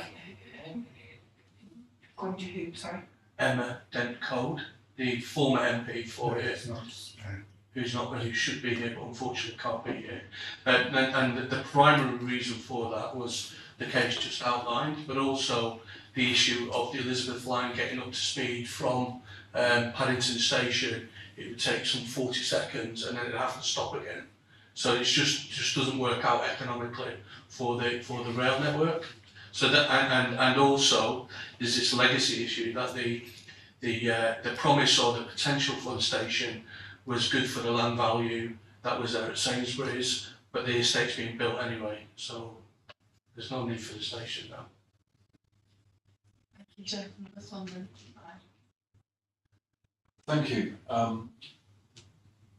I hope that what's been just said strengthens the case still further for Westway Circus, where, unlike where the time penalty, there has been a time penalty for many years at Westway Circus due to the necessity of changing from overhead to third rail.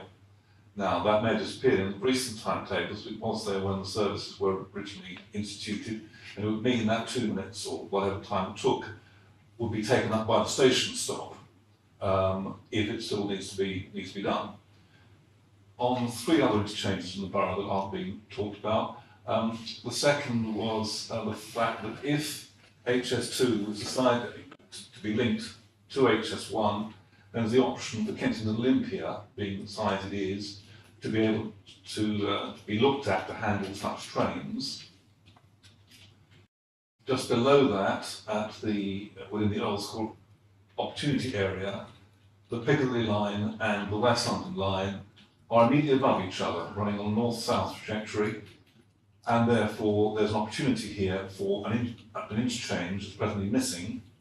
And to show how much that interchange is required is the fact that there have been 4 studies in recent years, at least 4 initiatives, to try and link Heathrow and Gatwick via tunnelling through lots of very expensive, in terms of financial and I suspect also political capital, areas of southwest London and northeast Surrey. Having this particular facility in this site, which is presently ready to be developed, would enable a single change journey between the 2 airports. And that is not yet presently in the plan, I think should be mentioned. Okay, but in terms of the actual plan, council writes nice words about circus. If you anything about it, is that correct? That's correct, because the site. Well, sorry, I'm sure you haven't said it those terms. No, I was just going to explain. I mean, Westway Circus is in Hammersmith and Fulham. It is, for the most part, it is it's not in our control at all. As I said, it's not, if it is to be developed, I mean, we would need the support of Hammersmith and Fulham. Hammersmith and Fulham, it's not in their local plan. As far as I'm aware, they don't necessarily support it, they don't see it as something that's important. And we have heard from Transport for London as well on it, and they point out correctly that it is very close to White City and Latimer Road. But certainly council certainly supports improving the West London line over whenever the opportunity arises. And certainly it's been in our local plan for a long time that we see the potential of having an additional station on the West London line, which could include Westway Circus. But there isn't anything other than just a sort of general, I think it's a good idea. There's no work in terms of investigating specific station there. So they have to keep a line in that most people think doesn't actually, or a station in that nobody thinks is going to happen. Put in a line that potentially nobody thinks is going to happen. So a station that nobody else thinks is going to happen. Is that all right? Yeah, no. Basically, I'm just saying, I'm characterising what I've been told. Got the Kensal Rise station that it seems from what lots of people said, it's very much dead in the water. It's being safeguarded, just sort of a just in case sort of safeguard. And then we've got the potential for somewhere on the west coastline, which doesn't actually, West London line, which doesn't actually exist as yet. So is that correct? Yeah, so there's two separate things. So on the West London line, there's a series of stations up the west side of the borough. We have 4 stations, but then they stop. And then in the northern half of the borough, there's none. So there's certainly a gap. If proposals did emerge from other parties in the future, we would support them. But that'd be likely to put in a review of a local plan because nothing's been worked up at all. Is that correct? Yes, there's something being worked up at the moment. Yeah. Okay. So it's just like an aspiration, but it's not even, as far as I can see, it's not even an aspiration of the council. It's just like the residents' groups. That's correct. Yeah. Okay. Yeah, can I come back just on the Elizabeth line, just to say, I mean, when we were doing our work on feasibility and, our initial thoughts on business case, etc., we obviously did think of, the journey time impacts. So we did do timetabling modelling and working on the timetables that were then what were being tested by Crossrail Limited at that time, which was really 2018. And I know the timetables change continually, so they're completely out of date. But the idea is that we would have had 4 trains an hour, and those trains would have started at Old Oak Common and gone east. So it wouldn't have been Heathrow services that would have been stopping at those stations. It would have been other services. So on the Elizabeth line, there's various frequencies on various points of the line, but the maximum frequency is through the central tunnel. So we would basically, our station, as well as Old Oak Common, would have been feeding services into the central part where the frequency is highest. So I think at the moment the frequency is up to 24 trains an hour, but it is designed indeed for even higher frequencies in the future. So the idea would be if ever there was to be a station at Kensal Canal side, it certainly wouldn't be accepting all pass-by trips, from further out. It would only be 4 trains an hour, and those trains would be starting at Old Oak Common. And I think in future timetables, if this large development does take off as envisaged, it could well be the case in the future that Elizabeth line trains set out from Old Oak Common, particularly when HS2 terminates there for quite an extended period, that's quite possible. So what I would say is just so council's past proposals aren't completely characterised as pie in the sky. They did have something behind them. They were subjected to timetable testing, such as the timetable was 5 years ago. Obviously, things have changed a lot since then. Thank you very much, it's very helpful. Sorry, Ms. Lambert? Yes, thank you. I'm not familiar with the intricacies of the arrangement of the Elizabeth line and the etc. But I did spend a chunk of my career assessing urban rail systems, and I am dubious about claims that having a station would make it having the train stop at a station in an area which everybody agrees is crying out for one would actually put off your passengers too much. Too much. If there was people crying out all over London for little additions, it would be different. But as far as I know, we are the only area who have put in a really good case for a station. And I think it would be unwise to make it more difficult in the future if things are propitious for a station to be put in.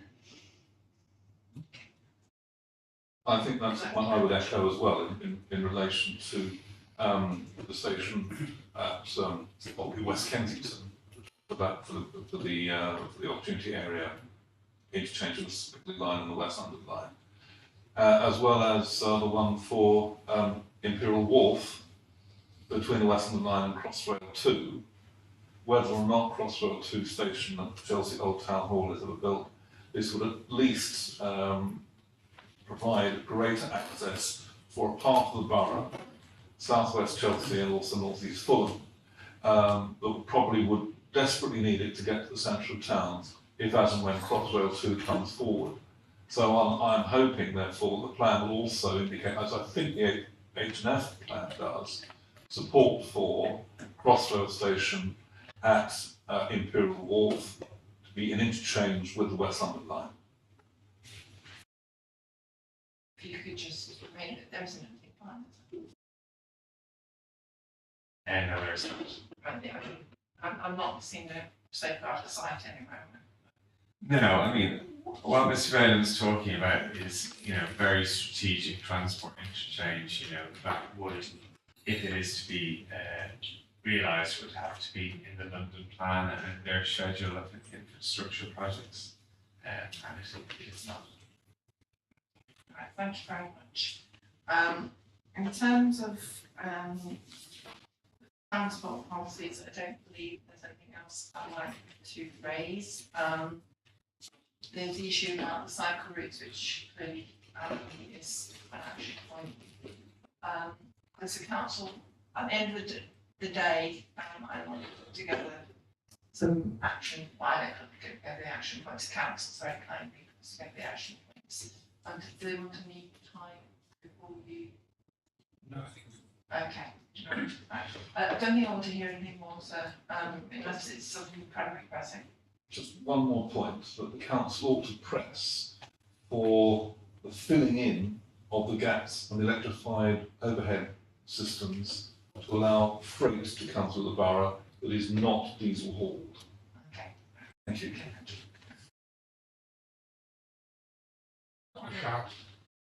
No, please don't shout, because remember there's people there could be very easy people who are watching this on the live stream and then want to know.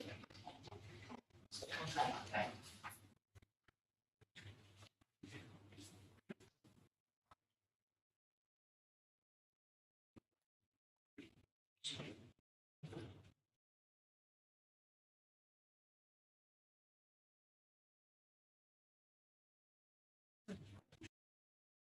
So for matter 6, business, key facts, page 155, main modification, include industrial land need in key facts, make reference to a high proportion of small offices in key facts. Number 2, BC1, main modification, the importance of maintaining quality of existing office floor space in policy BC1. 3, BC1, main modification, include PTEL map in the plan, include a link to the PTEL map. BC1, make language more consistent when referring to warehousing and storage and distribution to avoid confusion. BC1G, main modification, include protection of general industrial and warehouse uses.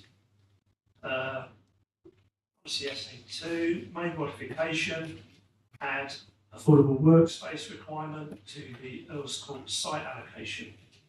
Just to be clear, that's because although it's clear in the affordable workspace policy, it's not in the site application. This is a benefit of anyone who's watching it on live stream thinking, oh my god, what's going on? Policy BC3, A2, main modification, delete at least and a minimum for all affordable workspace requirements. Number 8, BC3, main modification, address delivery of affordable workspace across the whole site where land is in multiple ownership. And in the glossary, as a main modification, add further clarification to the agents of change principle definition in the glossary. So it was going to also in the policy, it was going to be using it in the policy, having a sort of more user-friendly phrase in the policy. okay. Yeah. Oh, it's doing it automatically for me. Amazing. Matter 7, town centre development. Action point 1, reference policy TC1G 1 and 2, main modification. Make policy TC1G consistent with policy SA2 by being more prescriptive about where in the town centre hierarchy Earls Court would be. Number 2, in the glossary, ensure that the role and function of town centres across the hierarchy is clear. Number 3, TC2B, main modification, delete reference to resisting amalgamations for existing units.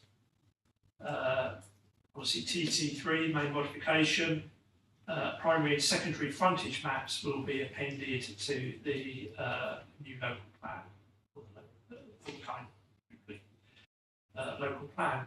Number 5, action, include map of location of schools measured against the 400-metre walking distance of hot food takeaways. I mean, that's just a proof, I mean, an evidence, it's an evidence document, it's not really changing the plan.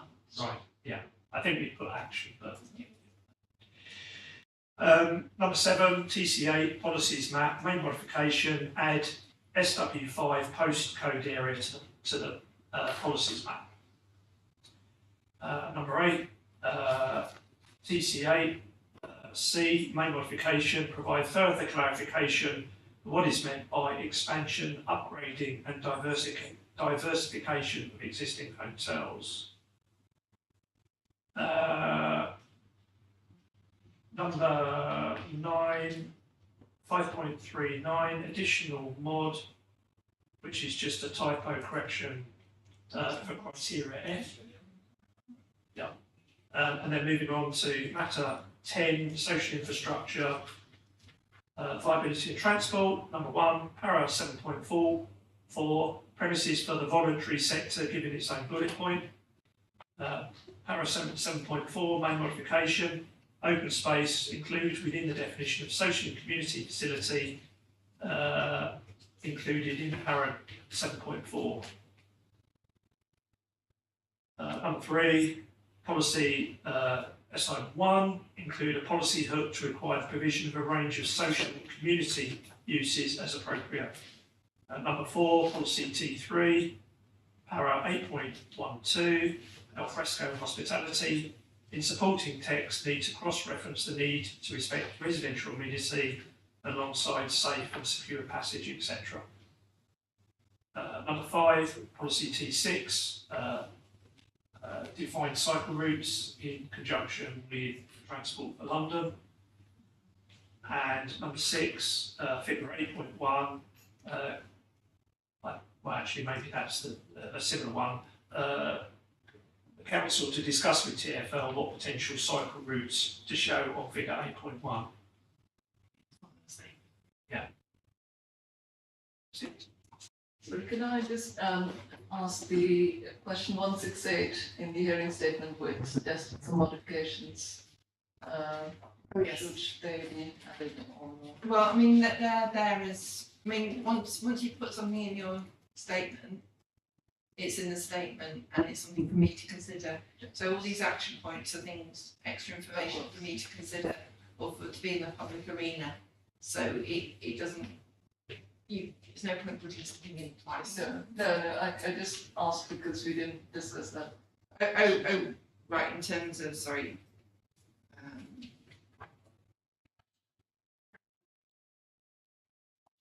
I mean, I don't know.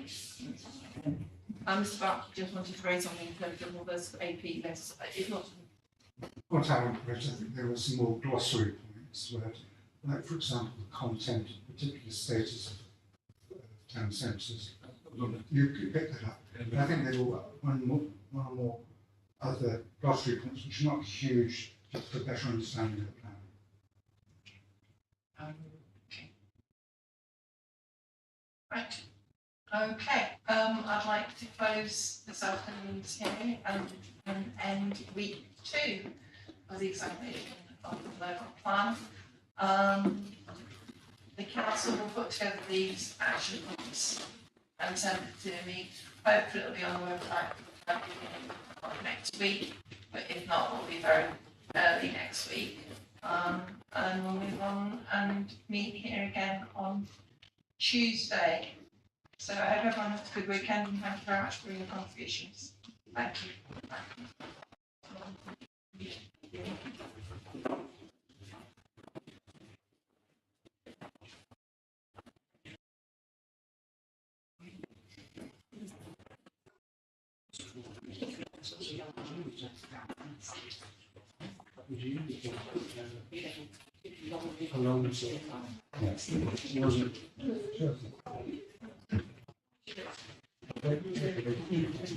Yeah. That's fine. Not a problem.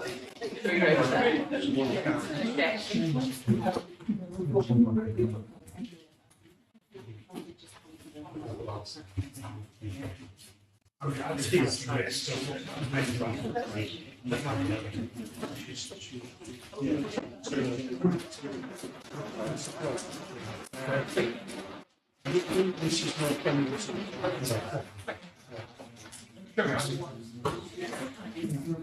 Well, yeah, the truth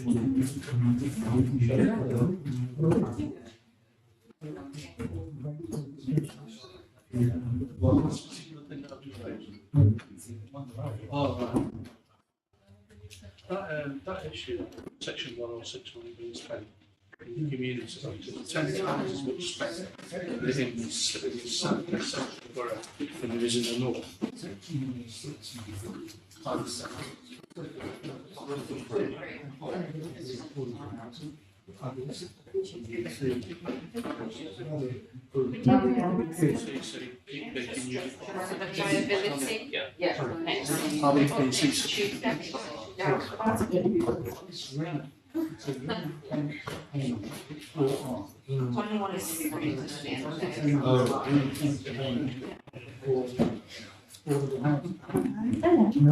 Need your thing back once you've finished in your room. Yeah. Is it alright if I leave some maps? Yeah, you'll be. I'm leaving it, yeah, I'm leaving the name plate. 10 times as much section 106 is spent in the middle of the It's related to but you know the argument.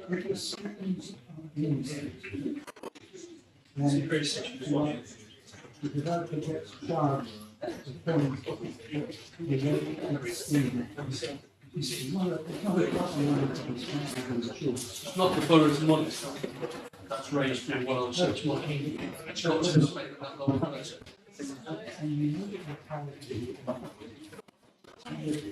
You have to demonstrate the relation between the development and what they can achieve. The other part of it is